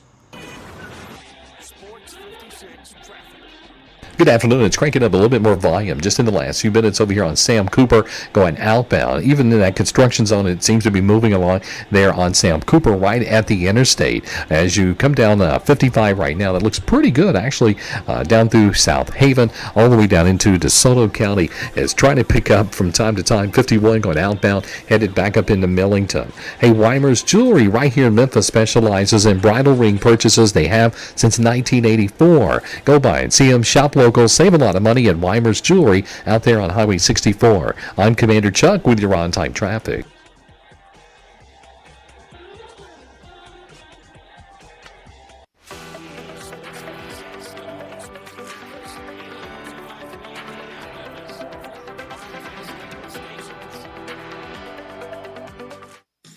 Time to talk NBA with Keith Smith from Spot Rack and the Front Office Show, and on Twitter X at Keith Smith NBA. Here's Keith Smith talking basketball with Bryant and Brett. Keith Smith joins us from Spot Track and the Front Office Show to talk the NBA. He joins us every single Thursday afternoon. Keith, thanks so much for joining us. We talked a lot this offseason about different pickups, free agency moves. So I know we've hit on all of kind of the bigger ones, but for you, as you kind of go back now with free agency pretty much done and kind of look at what these teams have done in the NBA, who's maybe an under-the-radar guy that got picked up by a new team in this free agent cycle that you think will be an impact player for his new team? It's a really good question. I think Eric Gordon going to Philadelphia is getting lost a little bit in the whole Paul George of it all and keeping Kelly Oubre and adding Andre Drummond. I think people have kind of skipped right over that they added Eric Gordon to come off the bench, and that's a huge scoring guy who can really probably give them 12, 15 points a night when they need it. And I think that's going to be really big for that team. Their frontline guys are good, and very, very good, but they're going to need that depth around some of those guys, especially with guys like Embiid and Paul George tending to miss games throughout the course of the regular season. A guy like Eric Gordon is going to be a really nice addition for them. Mm-hmm. Keith, we looking at this. We mentioned it before with the new cap restrictions with the first and second tax tiers. I'm looking at the team like Phoenix because I know they just released Nasir Little and EJ Liddell off their roster. And from what Matt Ishbia have said that they're still want to keep this core for another couple of years before they have to make a decision. How much of an urgency do you feel like these front offices have to make as far as when they make these type of all-in moves? How much of an urgency do you think when they're putting these rosters together and having to win a championship right now? Yeah, I think there's quite a bit, especially for a team like Phoenix. Phoenix, Boston, Milwaukee, three of the more expensive teams in the league. And in the case of Milwaukee and Phoenix, two of the older teams in the league. So when you do something like that, and that's how you set up your roster, it's kind of like the old saying, we're not here for a long time, might as well be here for a good time, right? So they got to get something done, and you got to get it done quickly, because otherwise they're going to be really wondering, all right, what are we doing in a couple of years when some of these guys age out, or we're just simply too expensive to keep this team together this way, and we're kind of having to start over. So you definitely have to have urgency. Now, the challenge is, if you go that direction, if you don't already have other guys in place, that's the difference with Boston and all these other teams. The Celtics already have guys in place. So what they've done is just retained talent, right? They've just kept Jason Tatum, kept Jaylen Brown, re-signed and extended Drew Holiday, extended Derek White. So they're just kind of loading up that way, where you had some of the other teams, when they came together, they had to send a lot of talent out to get those guys. And now they're in a spot where they're not quite as deep as some of the other teams, and they're having to kind of figure it out on the fly. Mm-hmm. It feels like the last couple of off seasons, the big conversation has been, what will the Warriors look like this year? And it feels like a lot of people have been saying the last couple of years, maybe this dynasty's ending, maybe the Golden State dynasty is done. But now this off season has been the first time we've seen kind of change to that core with Klay Thompson going to Dallas. What do you think this Warriors team will look like without him a part of that core? Yeah, I think when you lose a guy like Klay, there's two parts you have to factor in, right? There's one of the everything he meant to the franchise and all of that, but then you have to factor in where is he at as a player. And I think because of what he meant so much to the franchise, it's getting skipped over that he was still a pretty productive player. Yeah. He's not the Klay Thompson of old, but he's still going to get you somewhere between 15 and 18 points per game. He's still a deadly three-point shooter. He can't defend 1 through 4 anymore. He's kind of more of a 3-4 defender now, maybe some of the bigger, slower 2s, definitely not defending 1s, but he's still a very solid player. All that said, because the Warriors, with Klay Thompson going out, with Chris Paul leaving, they were able to free up enough flexibility to add Kyle Anderson, Buddy Hield, and D'Anthony Melton. And those are three really nice players. And one of the things that's kind of undone them, again, an older team, an expensive team, didn't have a lot of depth over the last couple of years. So as they lost games, whether they be to injuries or to Draymond Green getting himself suspended, they didn't necessarily have the guys to step in and fill in, and that's where a lot fell on Stephen Curry, and then he was a little worn down at the end of the season. Now you've got some pretty good depth. You kind of replace Thompson shooting with Hield. You replace some of that kind of all-around guard play with D'Anthony Melton, and Kyle Anderson comes in as a really nice backup forward. So I think the Warriors are in position to be pretty good. The challenge is they're kind of in that mix of teams, not quite at the top part of the Western Conference. So it's the next tier down, and that's a loaded group of teams of 5-6 teams that are all battling for right around the same seed.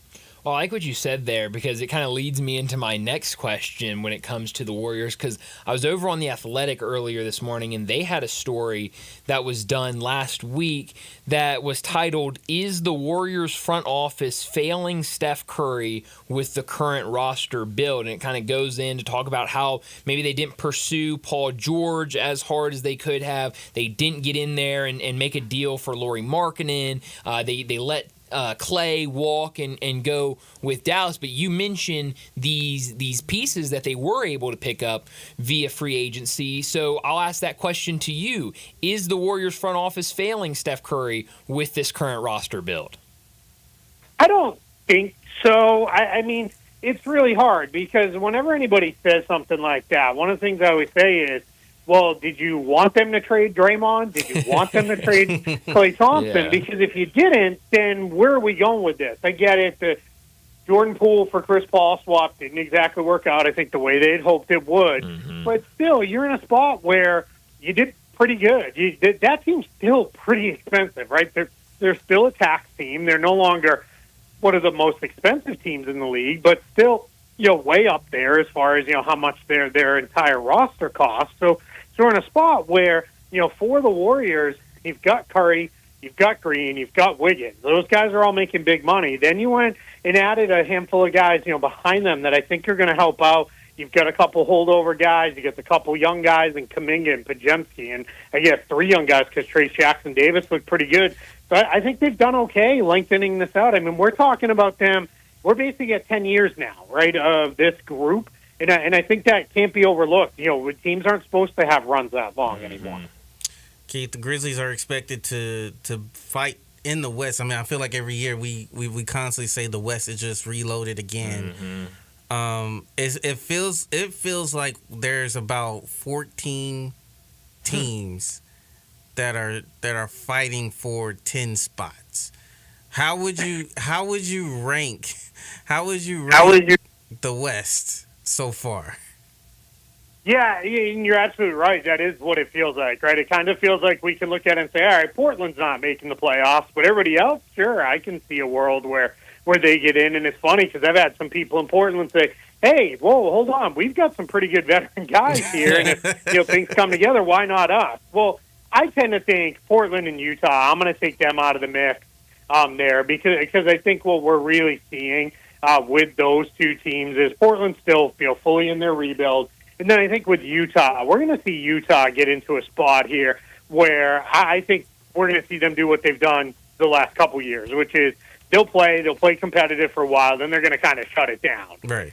Then you get to, all right, where's San Antonio going, right? What are they going to do? Are they going to be able to take that big of a step forward? Is Wembanyama ready for that? Is Chris Paul and Harrison Barnes, are they going to kind of lift that team? Then, so for me, as I start looking at it, now I've said this before, I've got Memphis as a home court advantage team. I think people are kind of sleeping on the Grizzlies and forgetting about them a little bit. So I've got kind of them up at the top part of the conference, at least in the regular season, with teams like Denver and Dallas. And I'm doing this off the top of my head, so I'm going to forget somebody. Of course, Minnesota, Oklahoma City. So they're going to be in that mix, battling with those teams. Then I think you've got kind of Phoenix, the Lakers, the Warriors. They're all kind of in that middle group that are all going to be kind of, all right, where are we going with this? I think the Rockets are going to be pretty good. So, we're kind of in a spot where in the Kings as well, and the Suns, they're going to be solid too. So I think, it's a lot more than I think almost any other time that I can remember. Injuries are going to play a huge part in the Western Conference because I think what you're going to see is a team or two, because it happens every year. Memphis was that team last year. The wheels kind of come off, and then you're like, there's nothing more we can do, right? There's no fixing this. We're just, kind of going to ride this thing out. That's going to happen to somebody else this year, and that team will fall out. They were expecting to be pretty good, but it's going to be an absolute battle night tonight. That's why you can't afford bad losses in the West. When you come east and you're playing the Charlottes and Washingtons and Detroits of the world, you got to get those wins because you're not going to pick up easy wins in the West. Yeah. Talking to Keith Smith from Spot Track and the Front Office Show. He joins us every Thursday to talk the NBA. When you go back and you look at the NBA draft from 2023, obviously Victor Wembanyama, he was everything we expected him to be. He won Rookie of the Year in a landslide and I think is on his way to absolute stardom, if he's not already there, because it feels like he's pretty close to absolute stardom. But you look at the guys picked behind him, because this was a pretty good draft class. Coming in, Brandon Miller from Alabama, Scoot Henderson, the Thompson brothers, Anthony Black, Black Coulibaly, Jarris Walker, Taylor Hendricks, and Carson Wallace. That was the top 10 behind Victor Wembanyama. We saw Derek Lively play really well for the Mavericks in the postseason last year. But who's that next guy? We know Victor Wembanyama, he's already on his way to stardom. Who's that next guy in that 2023 draft class that you think either could be a that next star of this group, or just this season with a full year under their belt, they can take that next step and kind of start taking over for their organization? Yeah, I'm not cheating just because he was the second pick, but I think Brandon Miller is that guy. He was pretty good last year as a rookie. He got off to a slow start, and then the team had injuries, and then they were bad. So I think most people just kind of skipped them, right? It was like, what am I going to watch Charlotte for? There's nothing really here going on. And if you did, you missed Brandon Miller really started to figure things out as the year went along and played pretty good basketball. So I think he's going to be that guy. Now, this year will be interesting because what I think you may see is if LaMelo Ball is able to get back and stay healthy, you may see his stats, his counting stats, not jump to the levels that people think. Like he may not be a 20-point per game guy, but what you should see is his efficiency come up because he didn't have a lot of help on that team last year. They did not have a lot of guys who could create shots for others and set them up. And what you saw when they added Vasily Micic at the trade deadline, it's not like oh my gosh, what a blockbuster trade, but he's just a good, solid point guard. And you saw all of a sudden the game was easier for Brandon Miller. And I think you're going to see him make a big leap in terms of efficiency. And I think that Hornets team has the potential to surprise a little bit in the East. I'm not saying they're going to be a playoff team, but they may be in play-in tournament contention a lot longer than I think people are thinking. Wow. I would definitely love that. I see that team because you're right. I mean, they've got a fun kind of young group over there in Charlotte, so I would not be mad at that at all. I'm curious. Last week it was announced that the Portland Trailblazers would leave its regional sports network. I believe they're Root Sports up there in Portland. And we've seen a lot of teams starting to do this for one reason or the other in professional sports. Recently in the NBA, it's been the Suns and the Utah Jazz that have left their local RSNs, and they've been kind of going in turn to this kind of over the air channels or kind of the direct to consumer packages in streaming options. The Grizzlies were rumored as one of these teams that could be in that mix, whether doing it on their own or with Bally Sports, just kind of being forced out and to do something different. What have you thought about this recent trend of professional teams kind of going in this different direction? And should Memphis fans be worried about this potential change when it comes to viewing these games?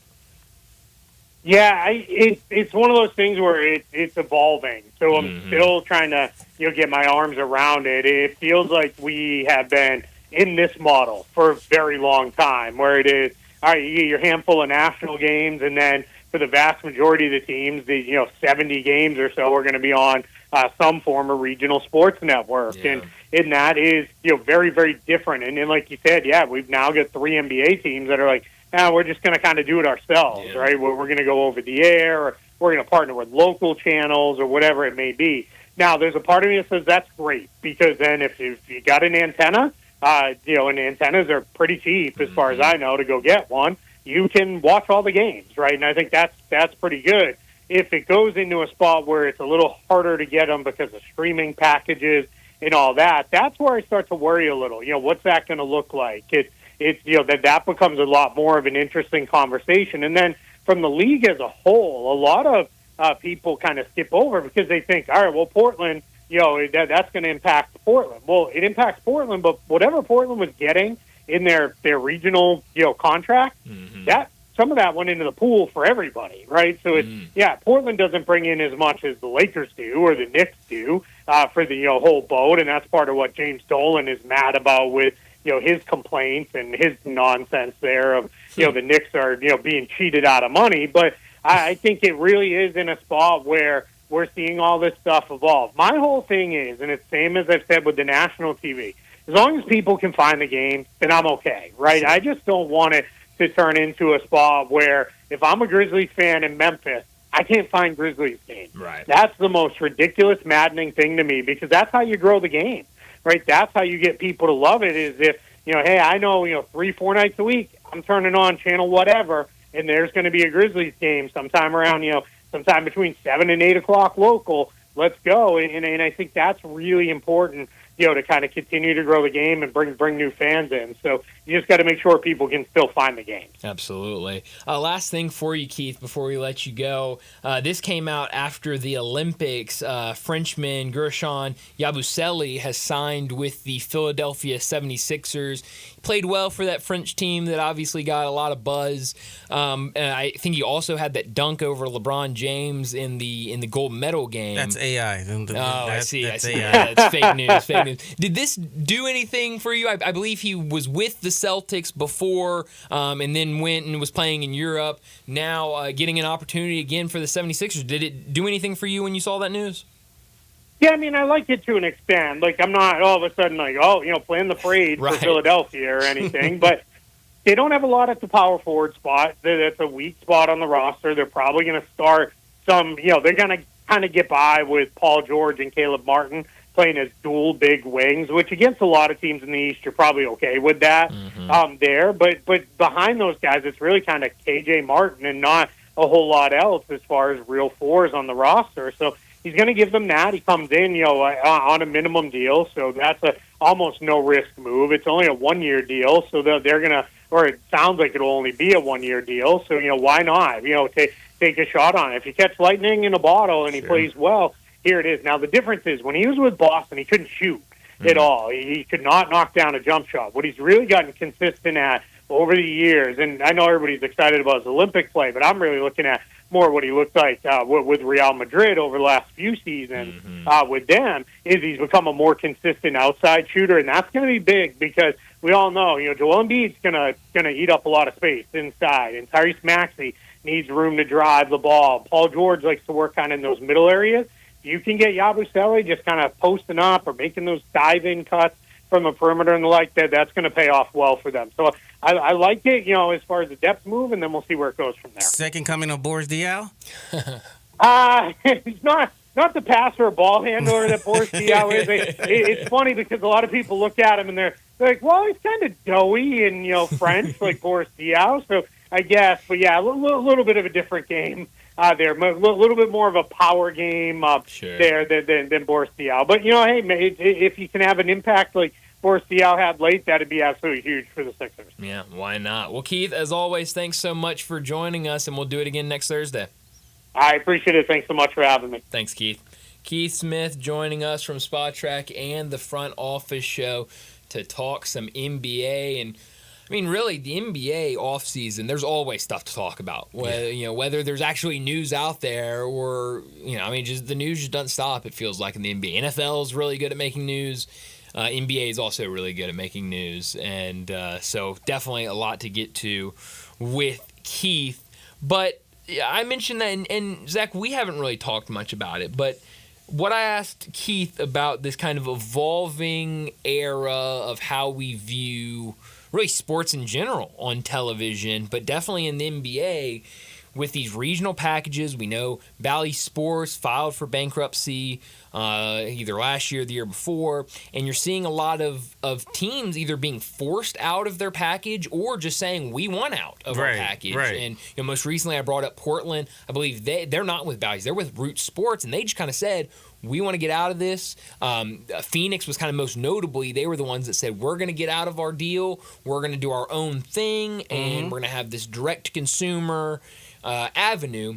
And we saw, I think, either last week or the week, I think it was 2 weeks ago, the rumors kind of came out that there were like 4 or 5 NBA teams that might be kind of part of this that could be looking for something new, and the Grizzlies were one of those teams. Yeah. How do you feel about that and kind of maybe these changes we could be seeing? I mean, it's just the new NBA at the moment. I wouldn't be surprised if excuse me. Bless you. I wouldn't be surprised if any of these programs or any of these teams do their own television broadcast. In a sense. I mean, we kind of saw it a little bit with the Grizzlies because they did the summer league kind of like action where they had it on the Grind City app or whatever. But I mean, if at this point, because right now, like, the TV money is going up, but it almost feels like especially if you're one of those second tax teams, that you kind of need to find some way to get extra revenue to kind of keep yourself afloat, because you're gonna be paying a lot of money, out of pocket, because your team wanted to be in that second apron, trying to be competitive.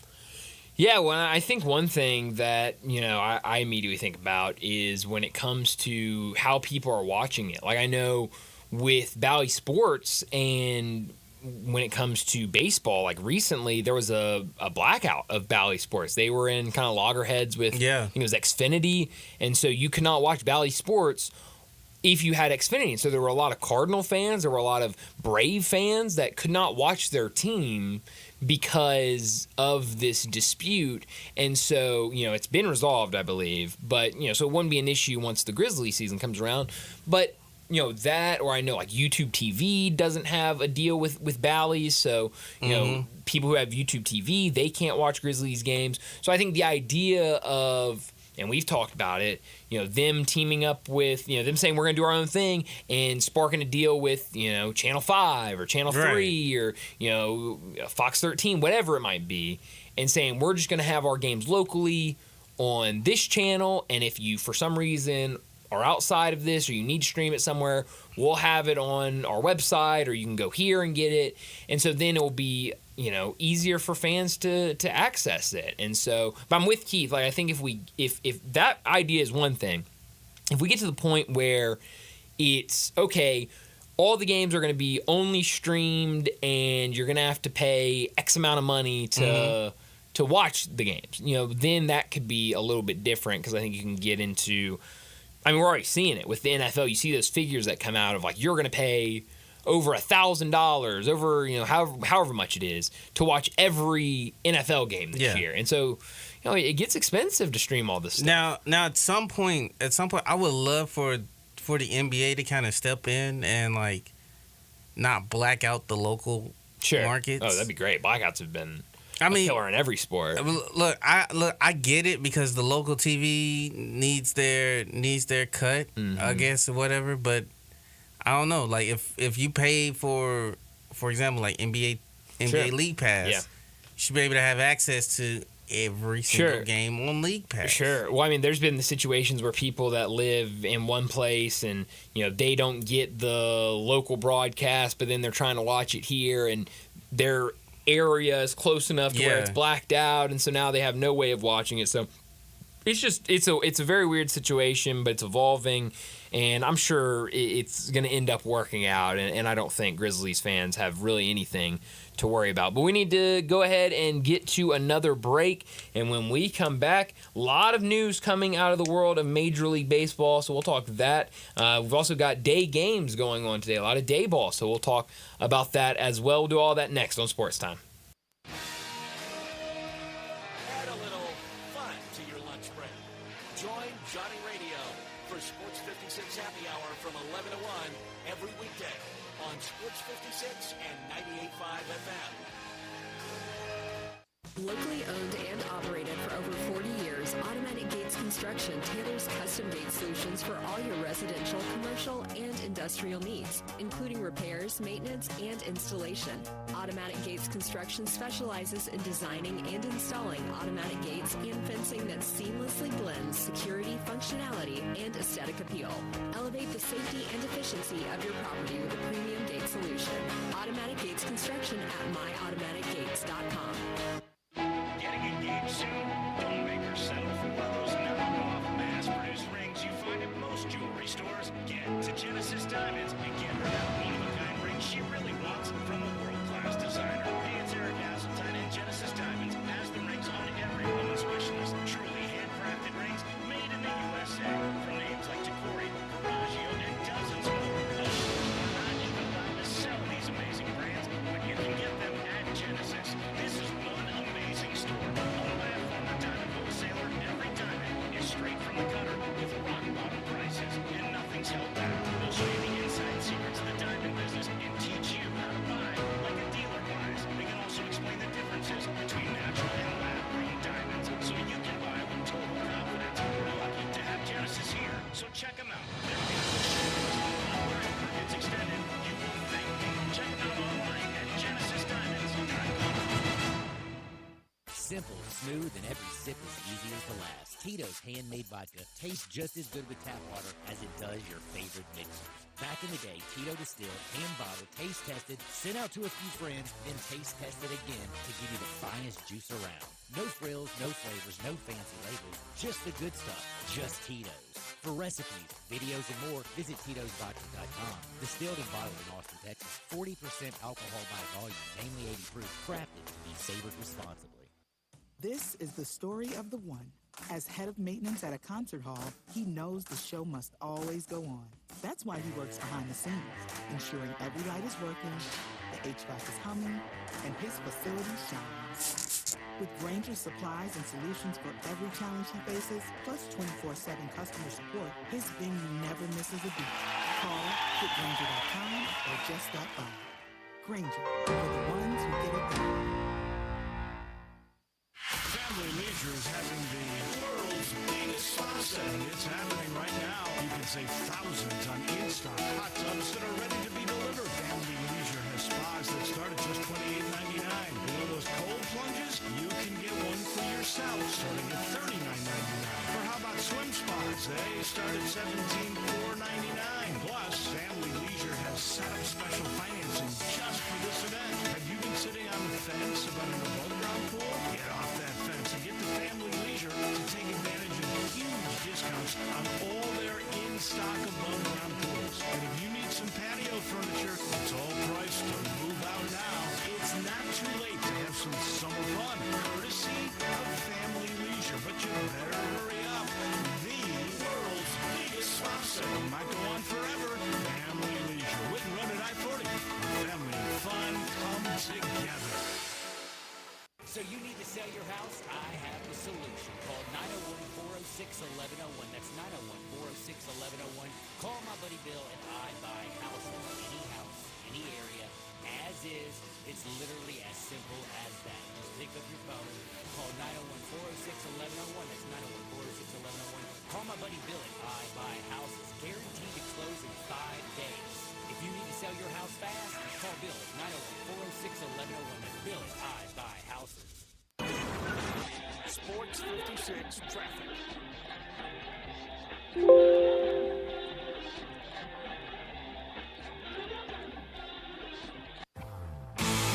back to Sportstime on Sports 56 and 98.5 FM. Here once again are Brett Norsworthy and Brian Davis.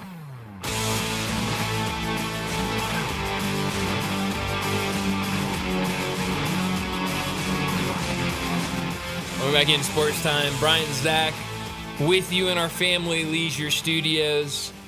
Thought about questioning Connor about what happened there with traffic, but yeah, it's okay. I'll pass. It happens to the best of us. It does. It's happened to me. Hey, right hand up. It's okay. It's all right. Hey, be better. It's okay. Now, we got to talk Major League Baseball. We've got a lot of day games today. As Thursday, as we know with Thursdays, usually travel day. So not as many games, but we've got one game going on currently. Rays and Athletics. Athletics up 3-1 over the Tampa Bay Rays. Don't look now, but the A's have 54 wins on the season. Can make it 55 today with another win. They're 31-33 at home. Who knows? Maybe the A's can get up to 500 at home. That would be honestly incredible. Game's final today. Yankees beat the Guardians 6-0. The Guardians were one hit in that game. Nationals, they get an 8-3 victory over the Rockies, and the Cubs, they are big winners, 10-2 over the Tigers. That was one of John's best bets today. He really liked the Cubs over the Tigers, so a little win for him. Also, the Cardinals with a 3-0 win over the Brewers. Don't look now. The Cardinals have won back-to-back games at home. But last night, Zach, I don't know if you watched any of this game. If you didn't, you were not the only one that didn't watch it or didn't attend, because the attendance numbers last night were atrocious. We talked yesterday about the attendance numbers from, I guess that would have been Tuesday night, that were really bad. They were so bad, it was the worst non-COVID crowd at Busch Stadium 3, and last night it wasn't any better. It was actually worse. The new attendance from last night, 28,630 was what was at least tweeted out, and the people that, or excuse me, that was today's attendance, 26,000 because I forgot they've already played a day game. I was going to one of the beat writer sites to see what that was. So not good there. Last night was really bad. Announced attendance last night, 29,580. It is the first full capacity number ever announced below 30,000. So not good at all. And as we know, with any attendance numbers, those are, the bought tickets or whatever they do it. It is not the actual butts and seats. And watching that game last night, I mean, tickets way available. I mean, nobody at that game. And so it's a big problem for this Cardinals team and, a team that's not really going anywhere. And I think a lot of people trying to send that message to the front office of we're not happy with what has happened these last two seasons. You looked at last year. It was a really bad year, but you thought, okay, make moves in the offseason. You've got some young players that maybe you can rely on the following season down the road. And so I think a lot of people went into this year going, okay, things should be a lot better. And to start the season, they were better. And now they have really turned south. Doesn't feel like this team, well, I can tell you this team's not going anywhere. And the season's over, and a lot of the fans are responding accordingly by not showing up. But if they didn't show up, they missed a great game last night that finished off with a Nolan Arenado grand slam to walk it off at the bottom of the 10th. Yeah, and that was the issue with the Cardinals is always you had the offensive firepower. Yeah. I mean, albeit it's been Goldie and Arenado kind of leading the way. Mm-hmm. But I mean, you were able to put up runs. The question has always been do you have enough starting pitching? Right. Are you going to be able to lean on your rotation long enough to where your relievers are not getting exposed a whole lot? And too many times, you're not getting quality outs from your pitchers, except for Sonny Gray. Sonny Gray is only good. He's been the only bright spot for their pitching side. Also, for Ryan Hensley, their closer as well. Those, to me, off the top of my head, those are the two guys that's been the only bright spots. Everybody else has been having on and off, a lot of more off than on. Oh yeah. When they're expected to be on the mound for the week. So I don't know. I thought either Goldschmidt or Arenado was going to get traded at the deadline, but because they kept them, they probably felt like, okay, we still might have a chance to make a run at this. Yeah. No, I think you're absolutely right. And so it's just been, I don't know, it's been a weird 2 seasons for this team. But, back-to-back wins now, so maybe they can get something going. Something else I saw from last night, Elly De La Cruz. We talked about him earlier this week. He was right there on the verge of joining the 60-20 club, with 60 stolen bases and 20 home runs. He did it last night with his 60th stolen base. He's hit 22 home runs on the season. He became the 5th player in MLB history to have at least 20 home runs and 60 stolen bases in a single season. He became the first player to do that under the age of 23, still 22 years old, Elly De La Cruz is. So definitely a big night for him last night. And, it really feels like he was injured earlier this season, came back, kind of slow out of the gates from injury, which, you can expect. But, it feels like this guy has, as long as he can stay healthy, star potential and could be a face of this game. Yeah, I think he was in a little bit of a drought. If I'm not mistaken. I think he was 4 for 21 or something like that. Yeah, something like that. And he had gone 10 or 11 games without a stolen base, which, is it was refreshing because I have him on my fantasy team. Yeah, there you go. So it was refreshing to see a stolen base checked off on De La Cruz's marker there. But yeah, if it really truly feels like he could get to 100, but I don't know how many games there are left for him to see if the Reds can't even get to that point, because the Reds could easily just say, all right, we're done. Sure. We just shut him down. Oh yeah. And because they're right now, they're like 5.5 games out. I mean, it's not bad. It's a lot of ground. But it's a lot of ground. 5.5 games from that final wild card spot with the Atlanta Braves. Yeah, it's I don't know. Yeah, it's gonna be tough. It definitely would be. Because you're gonna have to leapfrog both of your conference rivals, division rivals, in the Cardinals and the Cubs, and then you're waiting on either the Mets, the Giants, and we're expecting the Braves not to make it because of injuries. You know, you really got to do your part, but you got to have a lot of help in front of you. No, you're absolutely right. And but he's been a fun player to watch. Has definitely been a bright spot to this Reds team over the last 2 years. But I mentioned 60 stolen bags, 20 home runs in a season. He was the 5th player to do it. He joined Ronald Acuna Jr., who did it last year, which unbelievable. He was 40-70 last year with 41 home runs and 73 stolen bases. 1990, Ricky Henderson did it for the Athletics. 1986, Ricky Henderson did it with the Yankees. In 1986, Eric Davis did it for the Reds. 1985, Ricky Henderson did it again with the Yankees. 1976, Joe Morgan, and 1973, Joe Morgan. He did it both those years for the Reds. So definitely some good company for Elly De La Cruz as he got to that number last night. And then the last thing I wanted to get to during this segment was the news earlier today that the Seattle Mariners are going to fire manager Scott Servais, who has been with the team throughout this entire ride that, this feels like, new era of the Mariners where it really felt like, they get to the playoffs, they're playing well, maybe this is a team that can contend for a World Series. But they announced today, or I guess they haven't officially announced it, but it's being reported today that they will cut ties with Scott Servais, which I understand the move. This team has issues, but at the same time, I do like Scott Servais. I think he's a really good dude. I think he's a fun guy in interviews and press conferences. So I did hate that they let him go.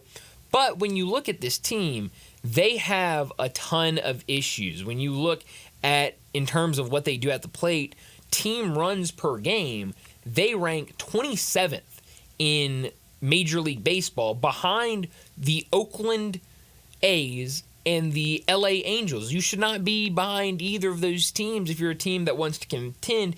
Seattle's averaging 3.93 runs per game. The only teams that are behind them, Tampa Bay, who's averaging 3.87, Miami, who's averaging 3.71, and the Chicago White Sox, who are averaging 3.11. None of those teams are in contention right now. I mean, Oakland is nowhere near a playoff spot.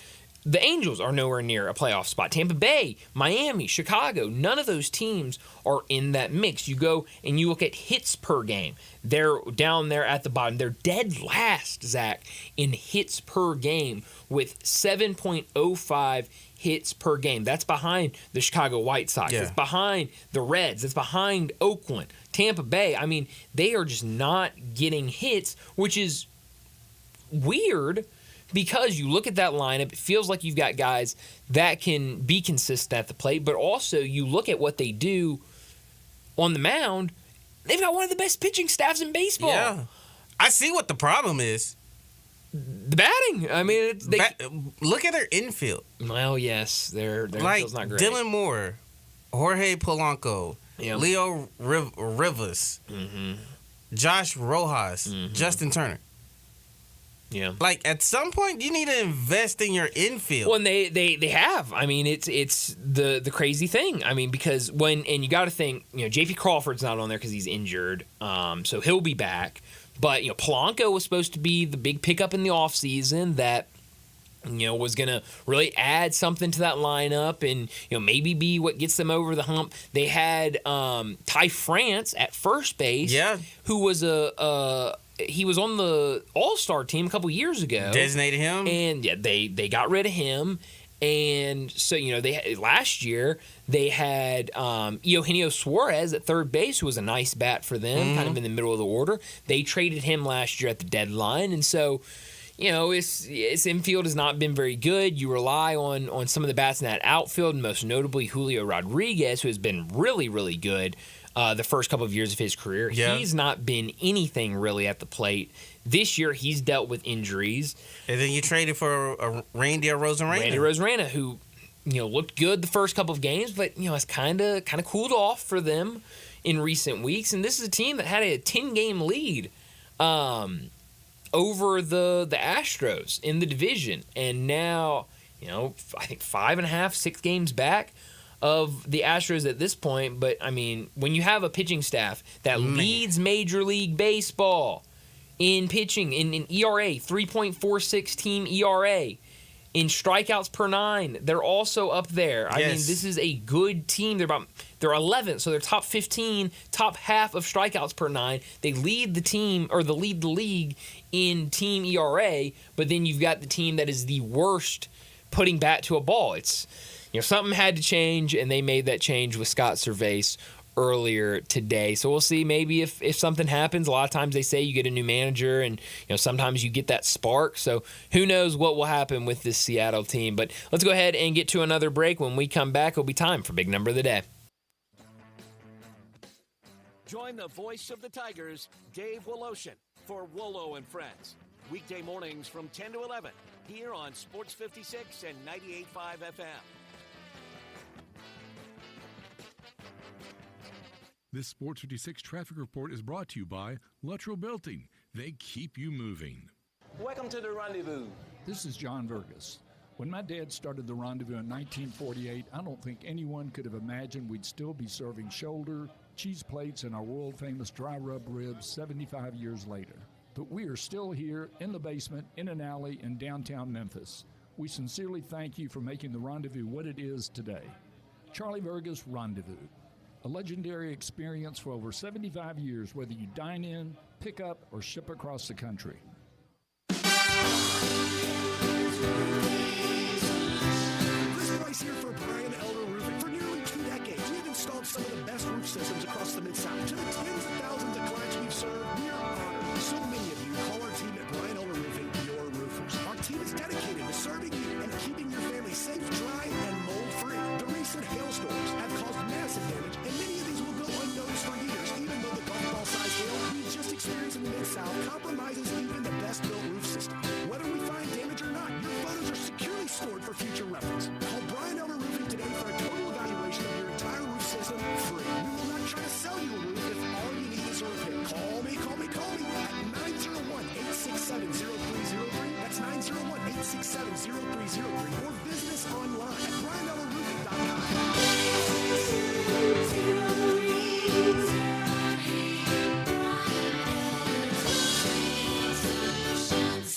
I think a lot about golf, and when I think golf, I think Miramichi. Did you know Miramichi Golf Course offers membership? It's a great way to play more golf for less out of pocket. Their memberships run for $300 a month plus tax, and that includes unlimited rounds and range balls, no extra card fees, priority tee time booking, and discounts in the pro shop. Oh, by the way, there's no initiation fee. Miramichi green fees, they'll allow you to choose the right rate at the right time on the right day for your needs. If morning tee times are more important, you can book up to 14 days ahead of time to reserve your spot. If rate is more important to you, there are discounted evening rates available that you can choose from. You'll find the lowest rates on Tuesday through Thursday afternoons. Sometimes you just need to escape the hustle and bustle of life. Miramichi Golf Course provides just the right place to solve that need. The name Miramichi means place of happy retreat. When you need a quiet, peaceful round of golf, please make your way to Miramichi. Guess what, people? Wendy's has new saucy nugs. You heard me. Wendy's nugs now come in 7 saucy flavors. Buffalo, honey barbecue, garlic parm, spicy ghost pepper. You can literally hear your taste buds after every bite. I'm serious. Listen to mine.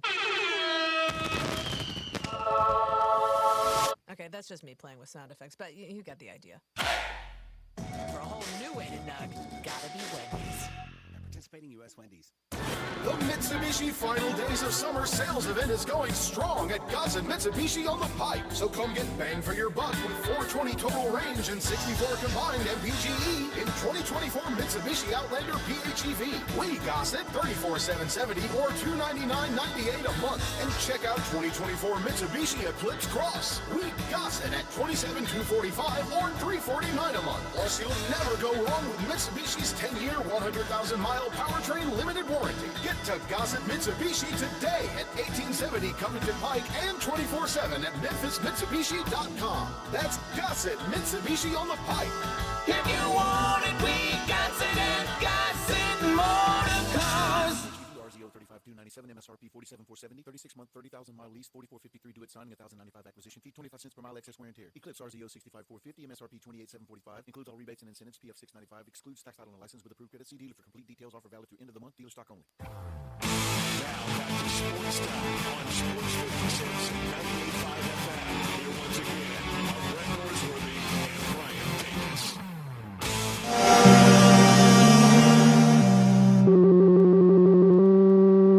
Big Daddy. Hello, Big Brand. It's a guy, he wants to be big, then he gets big, he doesn't want to be big anymore, then he gets small, but the suit's too big. Big Daddy. The big boy. You're a big guy. I think she's trying to pull a fast one on Big Daddy. The big number of the day. Well, Zach, my big number today comes from the world of Major League Baseball, and I could have gone a couple different directions with this big number, but we are going to go with the number 50, okay? Stick with me. The number 50, and I'm just double-checking everything to make sure I have this right. Okay, I think I do have this number right. So it ended today, which is unfortunate. My big number is 50. The Yankees' Juan Soto is the one of 3 AL players over the last 50 seasons to have 8 straight hits be home runs. He was on a streak where 8 straight at-bats, or 8 straight hits, not at-bats, hits, were all home runs. If he put bat on ball, it was going for a home run. He joined the other 2, Marcus Thames in 2008 and Albert Bell in 1995. So Juan Soto, that Yankees team, I mean, it's incredible what they do. I mean, when you've got Aaron Judge and Juan Soto, I mean, it's easy to see why there's so many records and crazy stats and wild things when it comes to the Yankees, because when you got those 2 players, you know you're going to have some power in the lineup. Oh, definitely. They're a tough lineup. You throw out Soto, Judge, and Stanton. Yeah. Like, you're talking about firepower. Good grief. Yeah. My big number of the day, Brian. Okay. My big number is 48. Okay. Why number 48? Because that's a very random number. It isn't a random number. Well, Aaron Judge hit another home run Wow, this how about afternoon. that? He hit another one. Wow, that's incredible. He is on a historic hot streak right now. This number 48 on the season, so he's 2 away from 50. And he's another, I don't know, another 18 from 66? It's crazy. After breaking Roger Maris' record last year? Am I correct? No, it was last year. Hey, when you're on one of these type of hot streaks, it is fun to watch. 4 home runs in the last 7 days. That's insane. This is his 4th home run against the Cleveland. I'm about to call them their previous Guardians. Yeah. Cleveland Guardians. Yeah. This is his 4th home run in the last against the Guardians. It's crazy. He is on a significant heater here. This is 8 in the month of 8 in the month of August, and it versus the AL by himself. That's 30. It's crazy. Home runs against the AL. It's wild. And I mean, Zach, that just kind of proves the point. I just found this big number like 2 minutes ago. we did not talk about our big numbers. We did No. not get on the same page about we're gonna both have Yankee big numbers about Aaron Judge and Juan Soto. It's just how good they are. Yeah. I mean, they are incredible players, and so it's definitely fun to watch those two guys. I want to throw out another Please, big number. another big number. Because if I don't think Juan Soto hit a home run today. I don't think he did. Okay. But I think that their number together is 84 right now, where it stands.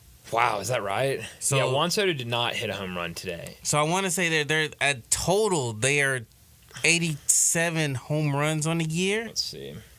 If for Judge, because I know he has 48, and I think Soto should be like in the mid 30s right now. 48 and 36. So that's 84, yeah. 84? So yeah, they're 16 away from reaching 100 together.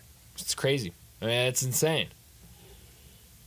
Did I do that math right? Yeah. Yeah. Okay. 16. I was just making sure. Yeah, it's crazy. I mean, they're incredible, and it feels like if this Yankees team can get the pitching, if they can, that rest of that lineup step up, they're going to be really, really hard to beat come playoff time, and we'll see if they can make it through that. It's been tough. Yeah. For some teams when they are so good in the regular season to continue that into the postseason. I mean, it's going to be different. It's not going to be playing. I know Cleveland's a good team and that's who they've played today, but it's going to be a lot tougher. It's going to be the best of the best, and so how can this roster, not just those two, because I think those two can do it against anybody, but how can this roster do it against those top teams every single game out? My last big number before we need to get to a break real quickly here is 6. That is the score right now, 6 under. I could have gone with a 66, but Keegan Bradley right now leading at the BMW Championship. Right now, round 1 is suspended as some weather is moving through Colorado. Right now, Keegan Bradley at the top. Hideki Matsuyama, he's 1 stroke behind him coming off that win last week here in Memphis. He's at 5 under, and then we've got a whole lot of guys at 4 under. 4 guys right now at 4 under. So definitely a good day 1 at the BMW Championship. A beautiful golf course. So I was watching it earlier at the Castle Pines Golf Club. But I will say this. Definitely our tournament is much better. And also, the Hush Y'all signs that we have here in Memphis. I mean, please. One of one? Today, they just had it, a sign with the BMW logo at the top. And it said, "Quiet, please." It said, "Quiet down." Like, it says "Hush" here. And then it said "Please" at the bottom. I believe it said "Please." I was trying to see. It was far away. And that's what they're holding. Come on now. I like what type of slogan should they have? I mean, there's not. I mean, good luck. I don't know what the culture is up there in Denver. I don't either. I got a couple contacts up there. I should ask. We got to come up with something other than "Quiet, please." Like I think regionally everybody should have one. Right, because when you go from "Hush Y'all" to just "Quiet, please," it's like come on now. Because then now because what? It's Eastlake after this, so they're in Atlanta. Well, on at least the outskirts of Atlanta. Sure. So, like, you got to figure out something instead of saying "quiet." Turn down for golf. That's pretty mouthy. Well, yeah, it's lengthy. I can see that on a scoreboard somewhere. Yeah, or like a shirt. Shirt, for sure. For sure. I don't know if that would work on a shirt, though, because that would almost sound like you're not getting excited for golf. Hey, take one of the Migos songs where was it Pipe It Up? Oh, pipe it down. Pipe it down. I like that. Hey, That might be where we go. I like that. We gotta. That's what we'll do. We gotta figure out for kind of a lot of the stops how you can do something like "Hush Y'all" because it's very unique to Memphis. But let's go ahead and wrap up our second hour, and when we come back, we're talking Tigers with Greg Gaston.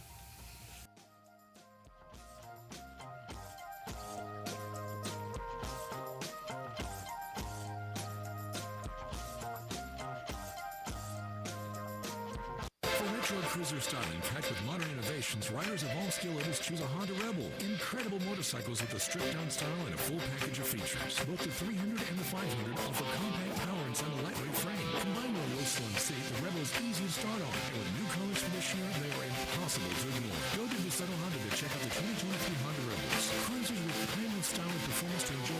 safe. Use the street as a racetrack with the law of your own Country music singer-songwriter Kylie Morgan loves her ring from Genesis Diamonds.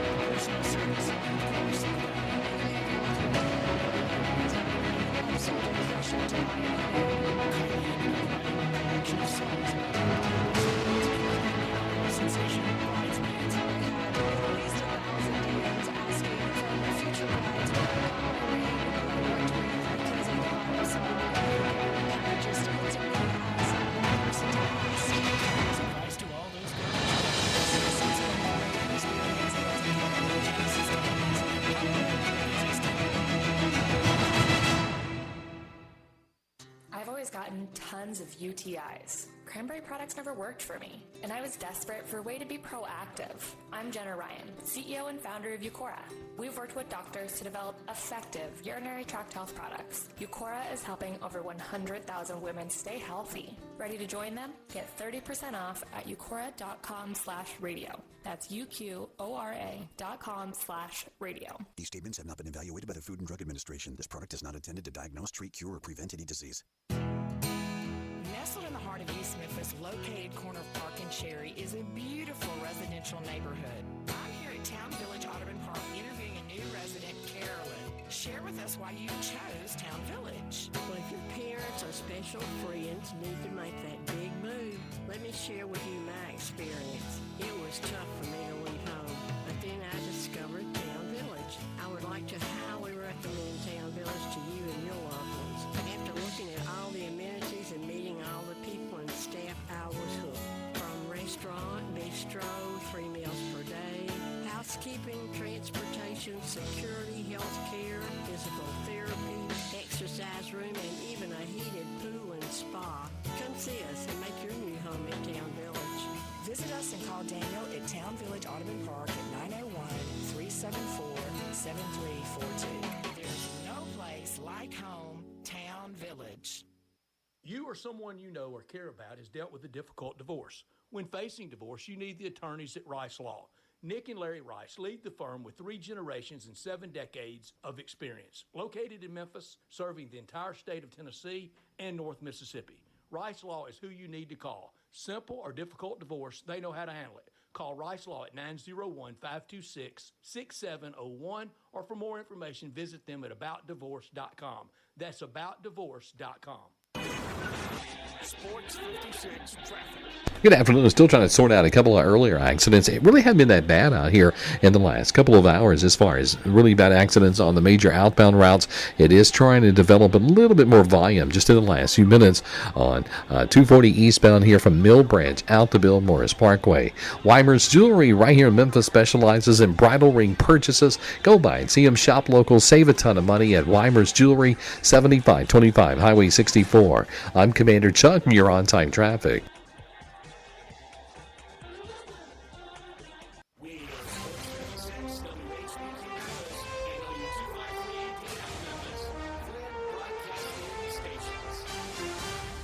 From the Tigers sideline, it's Tigers Talk with Memphis broadcasting legend Greg Gaston. Hear Greg weekday mornings on Sports 56 Mornings, along with Eli Savoy from 7 to 10, right here on Sports 56 and 98.5 FM. On Twitter, X at Greg_Gaston. Here's Greg with Bryant and Brett.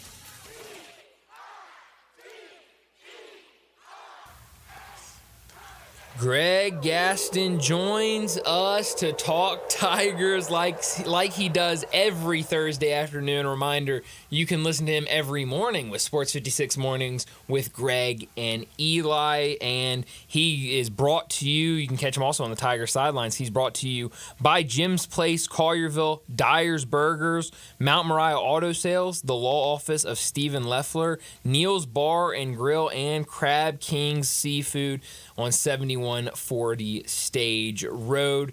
Greg, thanks so much for joining us. You are down at Simmons Bank Liberty Stadium live from a construction site. What's going on down there? Well, what's interesting is I'm literally in the end zone. Actually, I'm usually on the sideline, but today in the end zone as the dedication and the official groundbreaking is going on, a big ceremony that's happening right now on the field at Simmons Bank Liberty Stadium. Now, of course, they've been doing some construction for quite some time, but this is, again, the official groundbreaking as they wrap up Phase 1, get Phase 2 started. And it's very interesting looking at that big hole in the stadium from up close and personal. But we've heard so far Dave Voloshin, our good friend, of course, from Sports 56, opening up the ceremony. Then Dr. Bill Hargrave, the president of the University of Memphis, with remarks.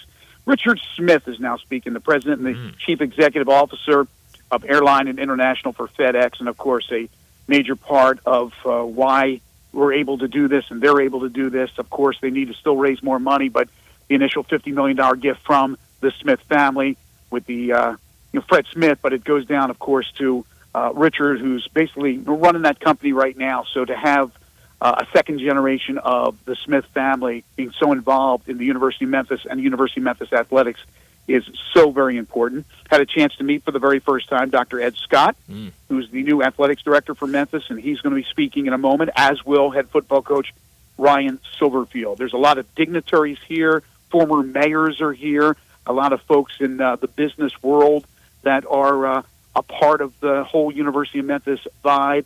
They're here as well.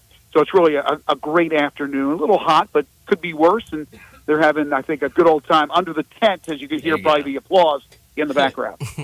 Greg, I mentioned this morning on our show on Sports 56 Mornings that looking at like the before and after of this construction, it's just insane. Like how insane is it for you? Because I mean, being there, you're in the bowl. Like you used to. I mean, during the games, you're walking around the field. Like how insane is it just to look at the west side of that stadium just completely empty when you're just used to seeing like the old press box there? It's weird, Zach. It's really strange. Now, if you're in the stadium and you're on the east side and you're higher up and you're looking across, you can see the Coliseum in the background and other things in the background. Obviously, on the field, you can see the hole. You can't quite see anything else beyond that. Now, what I'm looking at is a big old crane that continues to work while this ceremony is going on. But, yeah, it's going to be strange for a lot of people. I think they'll probably get used to it by the time the season is over. But, you know, we'll see what progress is being made as far as the Phase 2 construction during the season. Yeah. Now, they are also wrapping up Phase 1, and I'm staring up at that, and there's still some work to be done. And they got a week before we kick off the football season, basically 10 days to be exact, with the game a week from Saturday against North Alabama. And they've been working diligently. I've heard that they've been here even into the not the late hours, but into the early evening hours where it's getting dark. They have worked from early morning to basically beyond dinner time, and there's still a lot of work to be done on the east side to make sure it's in tip-top shape and ready to go for the broadcast, because everything that was over on the west side has been moved to the east side. All the broadcasts, all the media, and PA announcing, everything is going to be on that east side. And we also got more information earlier today about what this will look like for fans on game days, because I think there's been a lot of questions about what it will look like, and will parking be affected, will tailgating be affected, how it come in terms of the concourse, and it sounds like for the most part everything will be pretty normal. There will be a couple of obviously entrance gates that they will not be able to use because of the construction, but the concourse will remain open. They've got barriers up to kind of keep people out of the active construction site. It really feels like for the most part the only issue, the only hindrance to the fan experience would be people that have had seats in those sections that are no longer there. What were your kind of takeaways from the news we got about kind of that fan experience? Yeah, that's exactly right. There's going to be as much as they can make it as far as the fan experience. They're not dropping back and punting for the 24 and 25 season while they wait for 26. Now, the West Side does have seats, about 15 rows high. They are the blue chairbacks, and you have them, of course, on the other side, which is the side that there's no construction going on as far as in the bowl is concerned, only up where the old suites were. That's what I just talked about as far as broadcasting and everything will be coming and beginning in the east as opposed to the west side. But as far as the stands are concerned, what's really interesting is Eli brought up this point this morning, and Zach, you'll probably remember it. I think it was today, maybe even yesterday, but like what happens to the people that are on the edge of each of the stands where it ends and then there's the big hole, if you're following what I'm saying, right? You got, I can see that they have built they built a big high fence on both sides. So unless somebody is going to jump over the fence to their doom, that's good security for those who are at that very, very edge. And remember, the seating capacity is only expected to be around 32,000. And as the Tigers progress this season, you hope that they're able to get those type of crowds for what could be a very special season. And if that's the case, those seats will be used up. So they have the protection there just in case to make sure, because they realize people will be sitting there.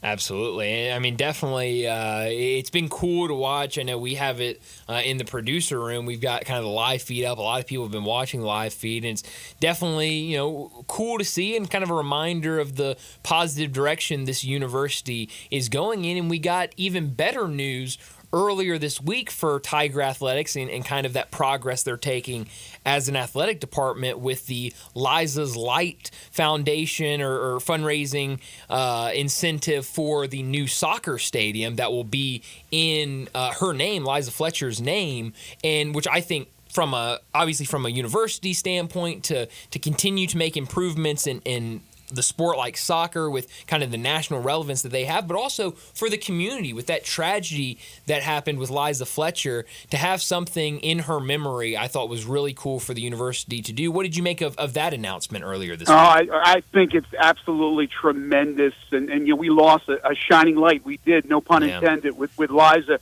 and I think that's going to be fantastic. Hopefully there will be no issues in raising that type of money. There will be a lot of people that maybe even go beyond just the Memphis family and the usual suspects that will donate the money, that people will look and realize just what she meant to the community. She's a former soccer player herself at the University of Memphis. So it makes sense because you have two programs in both the men's and women's, but in particular the women's program, that are nationally ranked programs. These are big-time programs, and it's not a flash in the pan. It's not a one-year thing. So to have a better facility, and I think they dress in basically I don't even know what you call it. It's not like a real locker room. So to have these amenities, these athletes deserve it. These coaches deserve it. Plus, you're helping out also the track and field program, which is a good one as well. So and you're honoring somebody in the community. That was tragically taken away from us so soon. So I think this is great. Now, what it is another project. So there's going to be a lot of projects going on with the University of Memphis and University of Memphis Athletics. But that's when I feel that there's progress in a university or progress within an athletic department. When you see these type of projects and then you complete these type of projects, it's moving forward. It's bettering your situation. That's what you have to do if you're going to have a chance to move into a power conference. You're going to have to make all the amenities that you have now modern amenities, something that people want to come see just to be at the arena. When FedEx Forum first opened its doors, it was so exciting for people to want to go there. Now they're going to spruce it up as well to want to go there beyond just watching games. So, yeah, I think it was a great gesture on the part of the University of Memphis. Now the hard part, going out there and trying to raise the money they need, the capital they need to complete the projects. Yeah. Well, and we mentioned already kind of two big things going on right now at the University of Memphis, but it has been such a busy week for Tiger Athletics. And earlier today, we got more news about some hirings in the athletic department. Tim Duncan has been hired as the senior deputy athletics director. A lot of Tiger fans remember him in his playing days at the University of Memphis. And then Terrence Lawley, also hired as the senior associate athletic director of integrated communications and chief of staff. two, I think, really, really good hires for Ed Scott, and it really feels like that he is starting to get comfortable as just taking over as AD and kind of solidifying his staff to go forward. Absolutely. Terrence, I'm not going to sit here and tell you I know him. I don't. I'm looking forward to meeting Terrence and finding out more about him, but that's one of Ed's guys. Yeah. And it makes sense that you're going to bring in your own guys. But Ed also went across the aisle and brought in a guy who is a Memphis Tiger, who played basketball for the University of Memphis, as you mentioned, a guy who certainly would have loved to hear his name called for the job that Ed has. But he's going to come here. He's going to do a great job. Tim is a well-loved person in this community. He did a really nice job in New Orleans. The problem was, and we talked about it all the time when we were looking and speculating about the possible successor to Laird Beach, that the problem for Tim wasn't that he couldn't do the job, but he wasn't ready to go because he didn't have the football. He did not have the football background. They weren't going to hire somebody that didn't have that. Now Tim comes here, and under Ed Scott's leadership will probably be the right-hand man. He will learn. They will learn together about football. Now, Ed obviously was at the University of Virginia, so he knows all about it. But Tim will learn under Ed and learn about what it takes to run a football program. And then for the future, who knows what will happen for Tim. But I would imagine now the resume would be complete. So I think certainly one great hire in Tim. Again, the other gentleman, I am looking forward to meeting him. There'll be others that will be hired on the staff because Memphis lost a lot of people, especially to Missouri, and they got to fill some holes. But Ed's ready to do that, and already he's making an impact in just a short time period here. Greg, getting to the guys on the field, it looks like again another upcoming year where the offense is going to be really, really good with a bunch of their playmakers.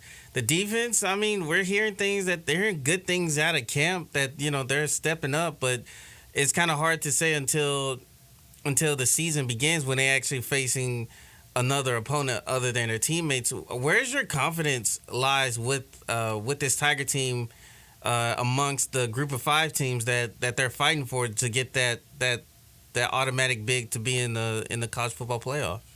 Well, it's a great question about really the apprehension that we have when you talk about the Memphis defense, because even last year, while they did some good things and it helped them, propelled them to a 10-win season, there were times when they just got burned defensively, and they need to be better. If they are going to get to the promised land, if they're going to be in the first ever 12-team playoff, if they are to win this conference championship, they're going to have to step it up defensively. So, yes, there's a little apprehension, but there's a few things that I really, really like. Number one, they did a great job in the portal.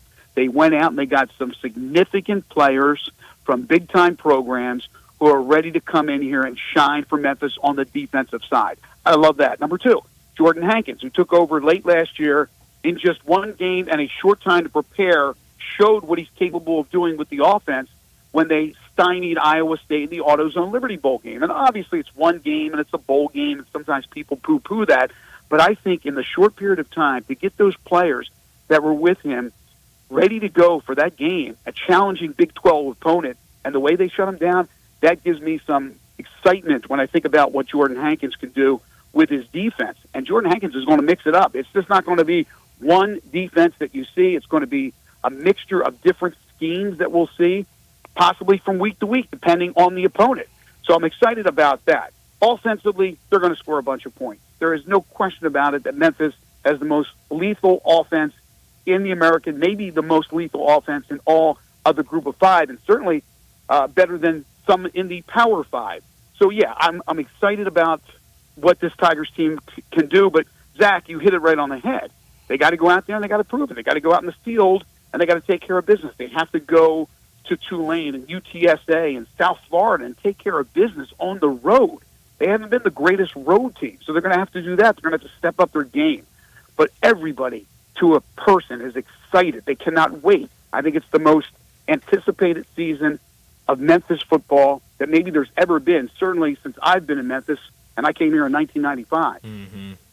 Yeah, no, definitely excited for this team to get out there and get the season started. We're talking to Greg Gaston, who joins us every single Thursday to talk some Tigers. You can listen to him every morning with Sports 56 Mornings with Greg and Eli. And also from the Tiger sidelines, and always brought to you by Jim's Place, Collierville, Dyer's Burgers, Mount Moriah Auto Sales, the law offices of Stephen Leffler, Neil's Bar and Grill, and Crab King Seafood over at 7140 Stage Road. We also learned earlier this week who Penny Hardaway and his team would face in the first round in Maui, and they get the back-to-back defending champs, UConn Huskies. Dan Hurley, who Penny Hardaway has experience coaching again, they'll face them in round one. Depending on how that game goes, they'll either face Michigan State or Colorado. We knew it would be tough, and you add this on top of an already tough non-conference schedule. What did you think of the break that Memphis got in Maui? 7 of the 8 teams in Maui this year were in the NCAA tournament last year. The only team that wasn't was Memphis. So they knew they were going to be stepping up. And Penny knows this every time he puts a schedule together.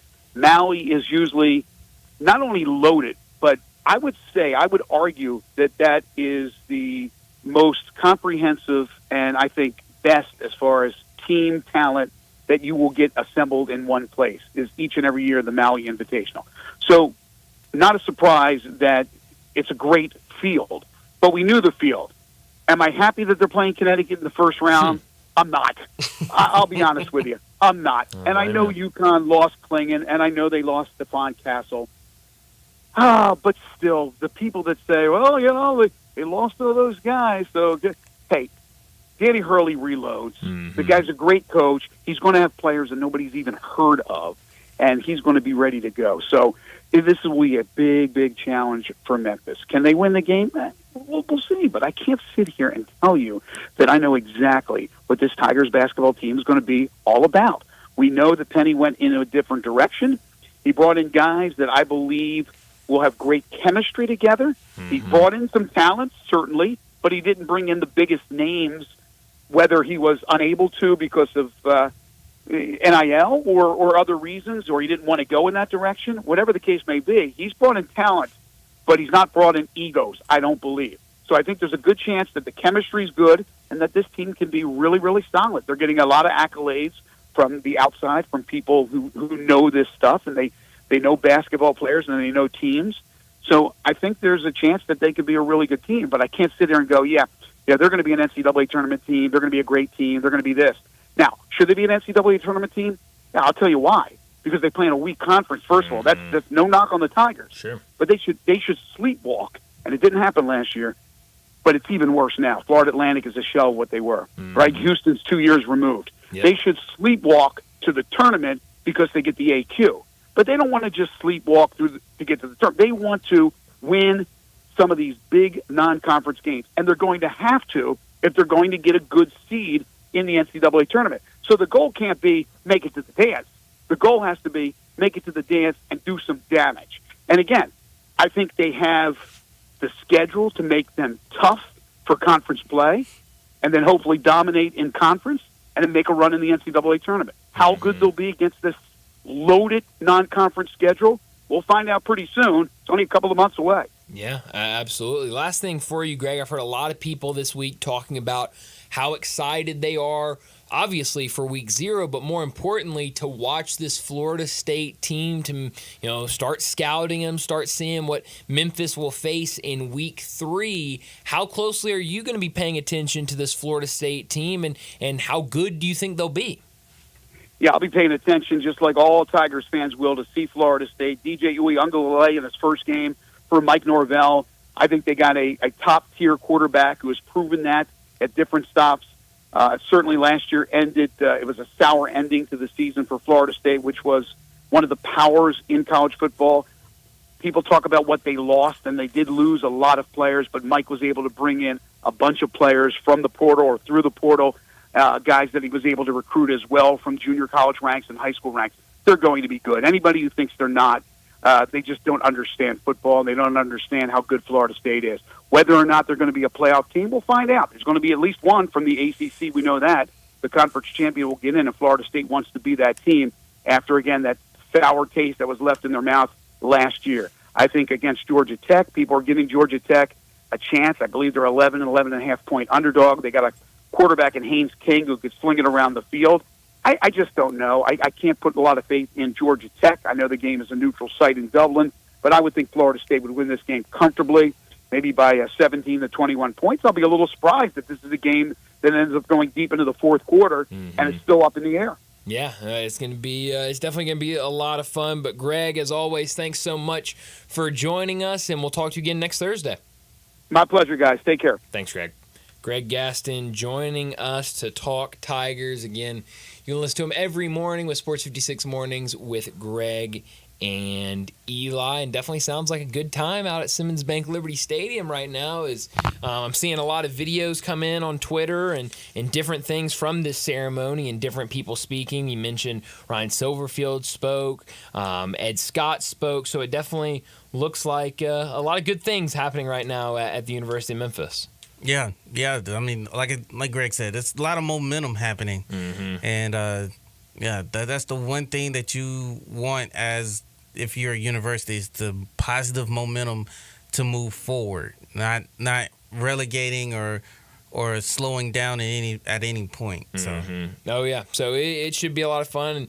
And next week everybody will be looking forward to the first game of the season against North Alabama, and then it's going to be completely downhill from there. Football will start, and then basketball will be right around the corner. Yes, so it is. Definitely a lot of good things. But we need to get to a break, and when we come back, we'll talk about what's trending. Broadcasting from the Family Leisure Studio, we are Sports 56 and 98.5 FM.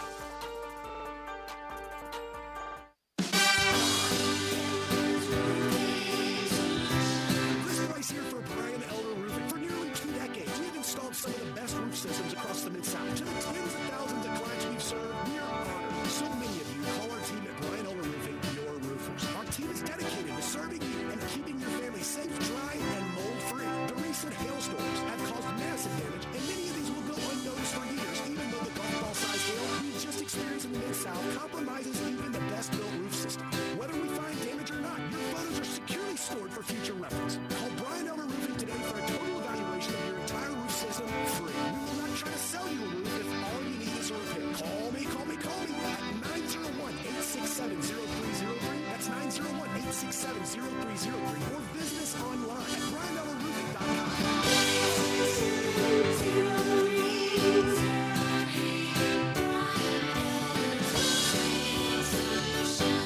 Drive like a pro and support a great cause during the sales drive at Lander Sport in Collierville, Lander Sport South in South Haven, and Lander Sport North in Covington. We've provided over 100 new Fords to be driven by the pros at the FedEx St. Jude Championship. Now they're all being sold with demo prices. That's right. Over 100 new Fords driven by the pros are being sold with demo pricing below market value. A portion of the proceeds go directly to the St. Jude's Children's Research Hospital. This is a once-a-year opportunity to trade up and drive like a pro while supporting a great cause. Visit LandersMemphis.com. That's LandersMemphis.com. Or come see us at Lander Sport in Collierville, Lander Sport South in South Haven, or Lander Sport North in Covington. With our Landers Easy Pass, you can get top dollar for your trade-in to help you save even more. Don't miss your chance. Reserve your demo price new Ford driven by a pro at the FedEx St. Jude Championship and lock in low APR financing. Remember, if it doesn't say Landers, you paid too much. Did you know your skin is the largest organ of your body? Huh? That's why you should shower with Old Spice Super Hydration Body Wash instead of plain old bar soap. Love your skin by super hydrating it with vitamin B3 and glorious notes of vanilla and shea. Did you know that my super hydrated skin is the second largest organ of my body? The first is my heart. Old Spice. Men have skin too. Old Spice Super Hydration Body Wash. 24/7 renewing moisture. With daily use. Make your next grill your last with a Big Green Egg. Smoke, bake, roast, sear, and grill, all with a lifetime warranty. Save money on fuel, eating out, and replacing expensive grills that cannot match the flavor of the Big Green Egg. Ready to cook in only 10 to 15 minutes with temperatures below 200, above 700, and anywhere in between with ease. Change your at-home cooking experience for life. Go to shop.biggreenegg.com. So you need to sell your house? I have the solution. Call 901-406-1101. That's 901-406-1101. Call my buddy Bill and I buy houses. Any house, any area, as is. It's literally as simple as that. Just pick up your phone.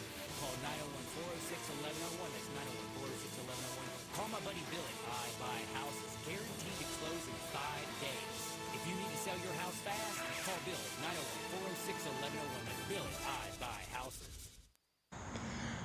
No matter what new Chevy or pre-owned car you're looking for, they have it at All-Star Chevrolet. First exit on Highway 78 when you cross into Mississippi. Take Kraft Goodman Road and you're at All-Star Chevy, where the end of summer sale is going on. Let's drive what we really want to drive, and let's drive it from All-Star. Pick out 2 or 3 cars to test drive, and you can. If you can't find it at All-Star, you can't find it anywhere. 20 to 30 new Silverados, marked down as much as 12% to save you thousands. Every Tahoe you could want for road trips and tailgating, they have it. Law enforcement, first responders, healthcare, teachers, military, college students, college grads all get an instant extra $500 bonus back.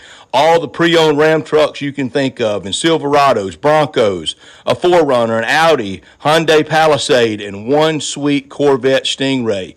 This is the best week to get the most money on any vehicle you want to sell. Bring it to All-Star, even if you didn't buy it there in Olive Branch, and get a big check today.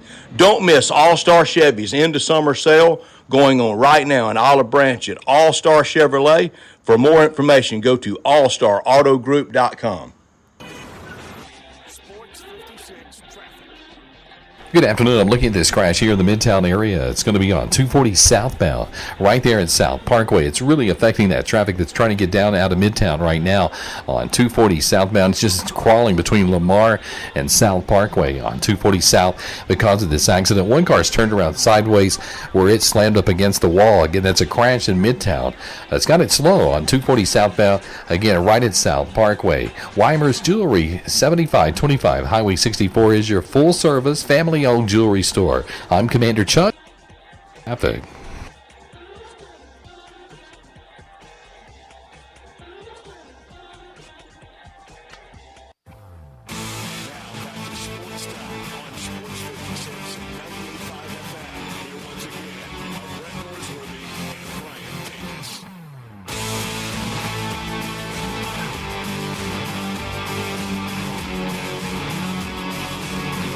Welcome back into Sports Time. Brian and Zach with you. Almost said Brett. Oh. I stopped myself. You've done a really good job. I have done a really good job. But we got about 30 minutes left in today's show. We got to talk about what's trending. I want to talk some college football because I've seen a lot of news in the world of college football today. I want to get to some of it. The first being Memphis, I guess the first two being Memphis related. Jonah Dillon just tweeted this out about 15 minutes ago. He's out there at Simmons Bank Liberty Stadium where they're doing a little dedication, a little ceremony for the construction at Simmons Bank Liberty Stadium. We just talked with Greg Gaston. He's out there, but Ryan Silverfield, while talking, says that he used to recruit the Nashville area as a position coach under Mike Norvell, and Arthur Smith offered him a job on the Titans staff when he was the Titans offensive coordinator. And so he turned it down, and now he's talking with Richard Smith in the front row. How about that? So always something. So that's he dodged a bullet, I tell you that. Well, you know, we love FedEx. We love that Smith family, but you might not be wrong. I'm not saying that Arthur is a bad guy. I'm just saying, great guy, I'm sure. Yeah, head coaching, maybe not his thing. He's great offensive coordinator with the Titans. Oh, for sure. Hopefully, he can get back to that with the Steelers. Yeah, it would be nice. They got quarterback issues, but it would be nice. Well, it would be nice. Something else Memphis related. I saw this. Max Chadwick, who is a guest of the show, he put out his Group of 5 conference champion predictions for this upcoming season. Sunbelt, he has Texas State winning that conference, which I think could be a sneaky, keep an eye on them team for that last spot in the college football playoff. Mountain West, of course, he has Boise State. MAC, he has Miami of Ohio. Conference USA, of course, he has Liberty. And the AAC, he has the University of Tulane. Mm. How about that? Or Tulane University. I don't know. I Tulane. Think it's one of the two. Yeah. Always either University of or Tulane University, whatever it is. So he has Tulane as the winner of the American. Really? It's going to be interesting. It's Tulane University. It's Tulane University. I knew it. That's why. It was Tulane University. So I'm telling you, and I think we talked about this a couple days ago. It feels like as we get closer to the season, maybe the hype dying down a little bit for this Memphis team. Mm-hmm. And I don't really know why. I think a lot of it is just because Memphis has been that team that's been out there ever since the end of last season. People are trying to be different with predictions. Yeah. But it is interesting with the American. You've got Tulane that has a lot of new. You've got UTSA that has a lot of new. You got Memphis, a lot returning. So I'd be interested on why he has Tulane at the top, and maybe we can get him on soon, maybe tomorrow, and talk some college football with him. Yeah. Talk about why he has Tulane in the American, what he thinks about this Memphis team, because I'm curious with everybody of what they think about this Memphis team, because there are a lot of people very positive about this Memphis team, and there are other people not necessarily negative on them. But I think we talked to David Cobb on Monday. I think he put it really well. Of those 3 road conference games, are going to be tough. I think that's where a lot of the other Group of 5 teams are getting the nod over Memphis, because they know, we expect Memphis to be a good team, but their schedule is really tough. Yeah. And I guess for the experts, it's easy for them to say, all right, who has the toughest schedule? Who has the easiest schedule? Let's start off with that first, and then we add in, all right, who's projected to be a good team, and then that's how you pick your winner. That's how you end up with Boise, Liberty, and either Tulane, UTSA, or Memphis. And those have been the 5 common names so far the last couple of weeks before the season, before the college football season even began.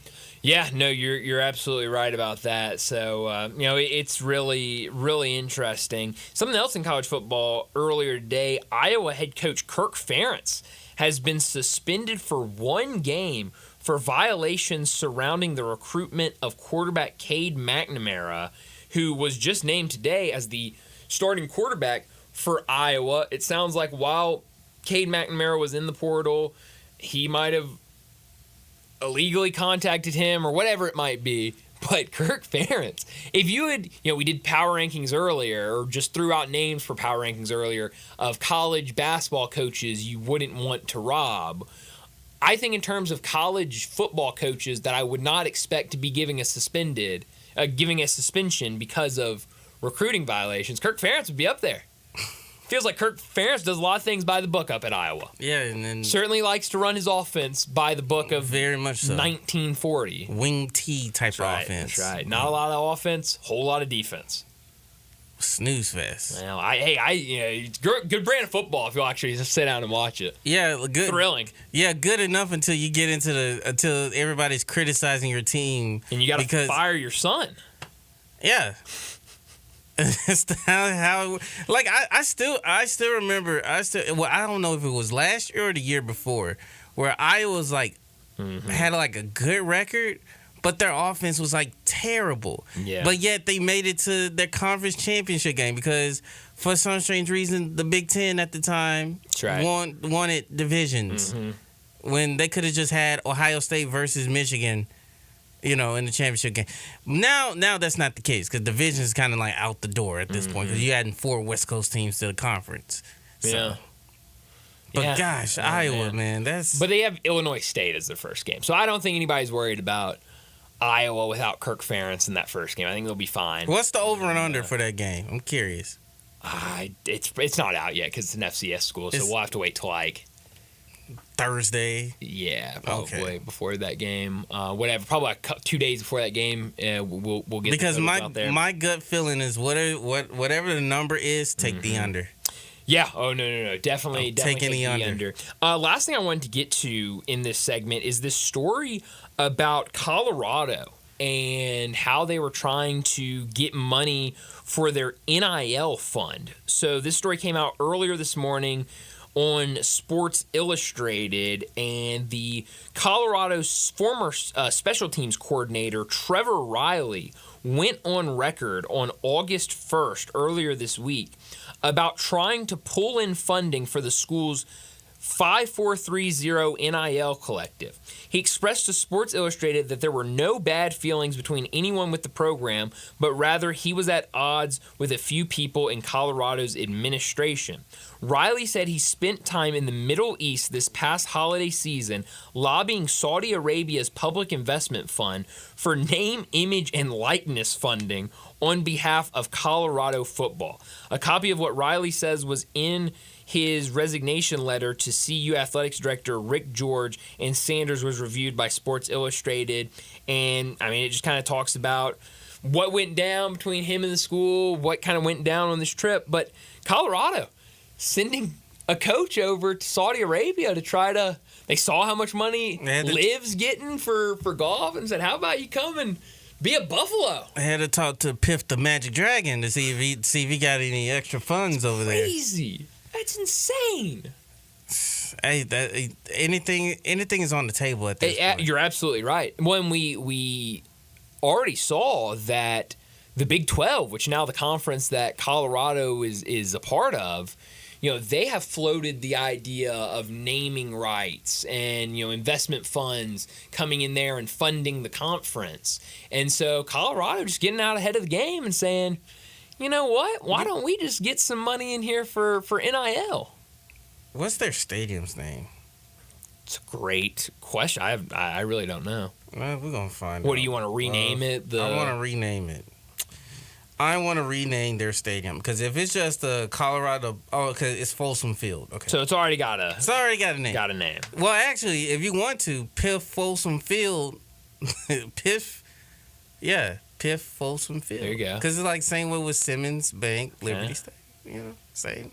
Or you could get, what is it again? Remind me of the name. Piff. No. The stadium name. Folsom. Folsom Field. So it could be like, it's Folsom Field or Folsom Stadium? Folsom Field. So the field's named, but the stadium's not named. So you could do a stadium.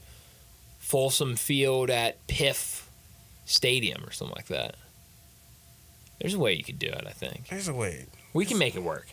We can definitely make it work. But it's definitely the first of its kind. We've seen, a ton of different ways that these teams are trying to get money for NIL, but we've never seen this happen. Obviously, this public investment firm with Saudi Arabia became big with Liv, and we know the amount of money that they were willing to throw, and I guess are still willing to throw out some of the best golfers in the world.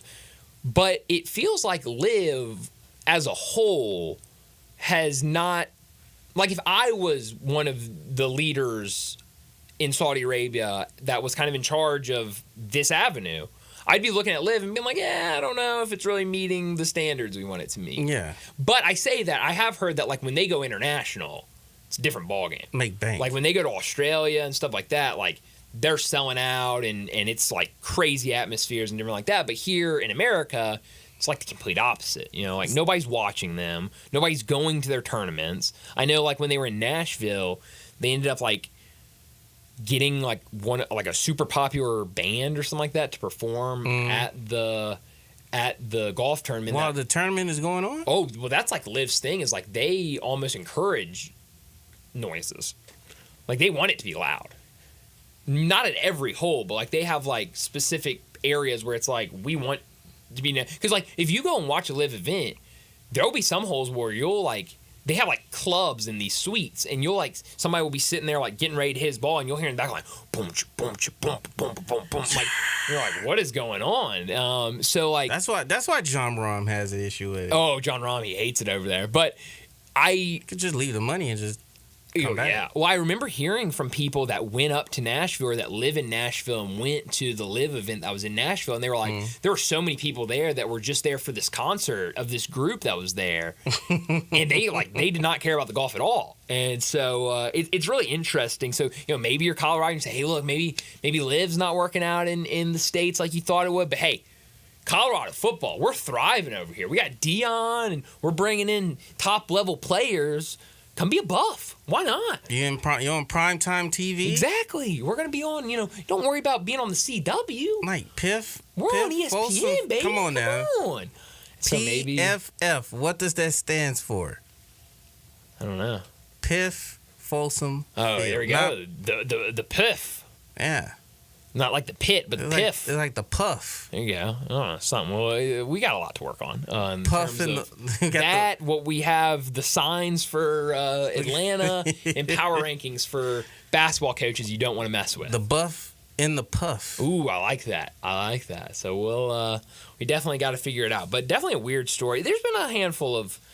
Feels like Deion knows how to make news one way or the other. There's always news from Colorado about what's going on with that football program, but it will be interesting when they actually take the field, because I think a lot of people a little split on what they think this Colorado team will be. I've seen some people say they'll get 6 wins and get bowl eligible, which would definitely be a big step in the right direction for that team. But it feels like it's kind of up in the air on if they'll be able to get 6. And so it's going to be a lot of eyes, just like last year, a lot of eyes on Colorado. But we need to get to our final break of the day. And when we come back, we're wrapping up today's show with Crunch Time.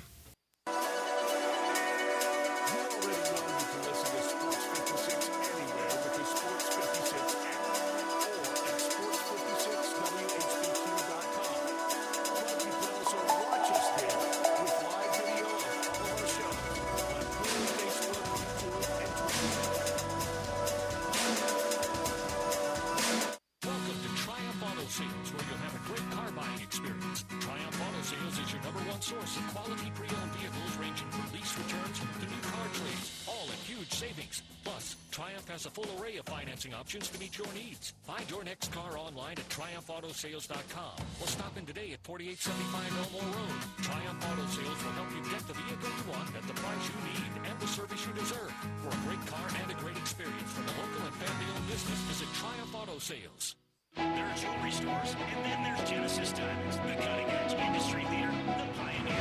Hey, it's Eric Hasseltine, and it's no secret that jewelry stores across America watch what Genesis is doing. Genesis was the first to offer a free lifetime warranty, the first to offer a 120% diamond upgrade guarantee, the first to offer aggressive long-term, zero-interest financing. And Genesis is always on the cutting edge of design and fashion. The styles other jewelers say are new and exciting were new and exciting for Genesis 3 or 4 years ago. Genesis has the fashion-forward brands other stores aren't even allowed to carry. It's no wonder you see jewelers from other stores going to Genesis to see what they're all about. For selection, quality, service, warranties, and guarantees, Genesis leads, others follow. So for diamonds, engagement rings, exclusive designer jewelry for any occasion, and luxury brand complexes, don't compromise. Get to the jewelry that sets the industry standards year after year. Get to Genesis Diamonds on Markets Extended. Nestled in the heart of East Memphis, located corner of Park and Cherry, is a beautiful residential neighborhood. I'm here at Town Village Audubon Park interviewing a new resident, Carolyn. Share with us why you chose Town Village. Well, if your parents or special friends need to make that big move, let me share with you my experience. It was tough for me to leave home, but then I discovered Town Village. I would like to highly recommend Town Village to you and your loved ones. After looking at all the amenities and meeting all the people and staff, I was hooked. From restaurant, bistro, 3 meals per day, housekeeping, transportation, security, health care, physical therapy, exercise room, and even a heated pool and spa. Come see us and make your new home at Town Village. Visit us and call Daniel at Town Village Audubon Park at 901-374-7342. There's no place like home, Town Village. O'Reilly. Need a little help? O'Reilly Auto Parts can help. Need advice? We've got advice. No matter what you need, we have thousands of professional parts people doing their part to make sure you have it. Exceptional customer service. Just one part that makes O'Reilly stand apart. The professional parts people. O'Reilly Auto Parts. Now back to Sports Time on Sports 56 and 98.5 FM. Here once again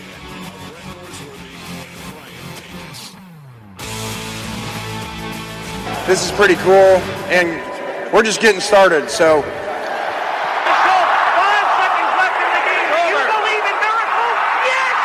Spanning the globe. Go crazy, folks! Go crazy! This is for all the biggest crunch time. You are looking live. In your life have you seen anything like that? Goodbye! Hello, Haskins. It's obviously crunch time. Hammer, nail, coffin. This baby is over. Well, what I learned today is that the NFL makes in-person gambling policy education mandatory for its players. We've seen in recent years that a lot of players have had issues when it comes to gambling. I think a lot of people remember Calvin Ridley a couple years ago was suspended for an entire season because of bets he made. I know Keyshawn Butte had an issue. I think that stemmed from his time in college before he got to the NFL. But we're seeing a lot of this in professional sports where, you know, it's so easy now to bet on sports, and so you're seeing these athletes with these sports books on their phones just very easily able to make these bets. And you know, maybe sometimes they don't know the rules, they don't know what's okay to do, what's not okay to do, what's kind of that gray area. And so I don't think it's a bad thing to make these education classes mandatory for players. This was a story I read earlier on The Athletic. I'll just read a little bit of it. Aiming to maintain the integrity of the game when it comes to legalized sports betting, the NFL this year intensified efforts to educate its players and employees on the importance of adherence to the league's gambling policy and the punishment individuals can expect to receive for violations. The NFL announced Thursday that beginning this year, in-person gambling policy education and training is mandatory for all players. In previous years, in-person gambling education was optional. Now, all players, veterans, and rookies must attend these training sessions, which took place during the spring minicamp window and during training camp. So these have already taken place, and I think it's definitely good to have these guys in there, because at least then you know that every player in this league knows what is okay to do, what is not okay to do, and we won't have any issues where you got a player that comes up and they did something that the NFL says we're going to suspend you for, and they try to come back and say, well, I didn't know that was off limits. Now they know, and obviously we've had bigger issues in the past, most recently in the NBA with Jonte Porter, where he was telling people, hey, I'm going to take myself out of these games, make sure to bet my under, and now obviously he's banned from the NBA for good reason. The points of emphasis of this education on gambling, which was agreed to by the NFL and the NFL Players Association, includes the reminders of the prohibition of betting on the NFL, whether games, the draft, combine, Pro Bowls, or NFL honors, having a family member or friend place a bet for an employee, betting on other sports, casino, or card games at the team facility while traveling to a road game or while staying at the team hotel, sharing team inside information that hasn't been previously announced, such as injuries or lineup changes, entering a sportsbook during the NFL playing season, or playing daily fantasy football. So I think the most interesting one on here is entering a sportsbook during the NFL playing season. Obviously, I think that's probably different from placing a bet on a sportsbook on your phone, because it says on there, betting at the team facility. So, it's interesting, but I definitely think educating these guys is definitely the right thing to do. What I could have done without, it's got to go back to what we talked about earlier in the show, and it's these high-profile college basketball coaches being robbed. We've talked a lot about what happened to Penny Hardaway with the porch pirate that came and stole some custom foam posits off Penny Hardaway's porch. We talked about it earlier. They have a man in custody on those charges, but came out last night from New York, the office of famed basketball coach Rick Pitino was allegedly robbed by three men who a police source said walked out with memorabilia. We talked about it earlier, but I just don't understand how you can be able to do that. How you can get into a coach's office, not only a coach, but a coach like Rick Pitino. I think that's crazy, and it's wild that you have two high-profile coaches, Penny Hardaway and Rick Pitino, both involved in a robbery in the same week only days apart. So hopefully they get Rick Pitino's stuff back to him, and we know now Penny Hardaway, there is at least the start of resolution to that one, which is definitely good to hear. Let's see where I'm beaming tonight. A lot of good places to go. We've got a couple of baseball games tonight. Only 4 games that have not started yet. 3 in the 6 o'clock hour and then 1 at 8:30. We've also got some preseason NFL games, and I think that's where I'm going to beam. 7:20 tonight on NFL Network. The Bears and the Chiefs in the final preseason game for both of those teams. The Bears, they've been great in preseason. Now they have an additional game that they've already played. They're part of the Hall of Fame game, so they're 3-0 in the preseason. The Chiefs are 0-2, but I don't think anybody's looking at this Chiefs team and saying, oh man, they're 0-2. That doesn't look good. When it's the Chiefs, we know their guys. We know what they have. We know they'll be fine. But on the other side, the Bears, what Caleb Williams has done so far in preseason play. He didn't play in the Hall of Fame game, but he's played in the last 2 games and has looked really, really solid. I think he's impressed a lot of people. He's impressed me because I know during this offseason, there was a lot of questions of would he be able to do it at this level? How long would it take him to get comfortable with this system and with what the Bears want to do? And it feels like he's been able to understand this system very quickly. And at the end of the day, he's a terrific quarterback, and he can make those plays. And we've seen that already in a pair of games this preseason. So that should be fun. Get a little NFL preseason. The other NFL game, preseason game tonight, Colts and Bengals. That one will be on Prime as they'll do their dress rehearsal. And then I mentioned the baseball games tonight. Astros, Orioles, Phillies, Braves, Angels, Blue Jays. All 3 of those games will start around 6 o'clock. And then at 8:30, we'll have Mets and Pirates. So definitely some fun games to keep an eye on in Major League Baseball. We had a lot of games during the day today. And then obviously those NFL preseason games. But that's all the time we have today. Enjoy your night. We'll talk to you again tomorrow afternoon.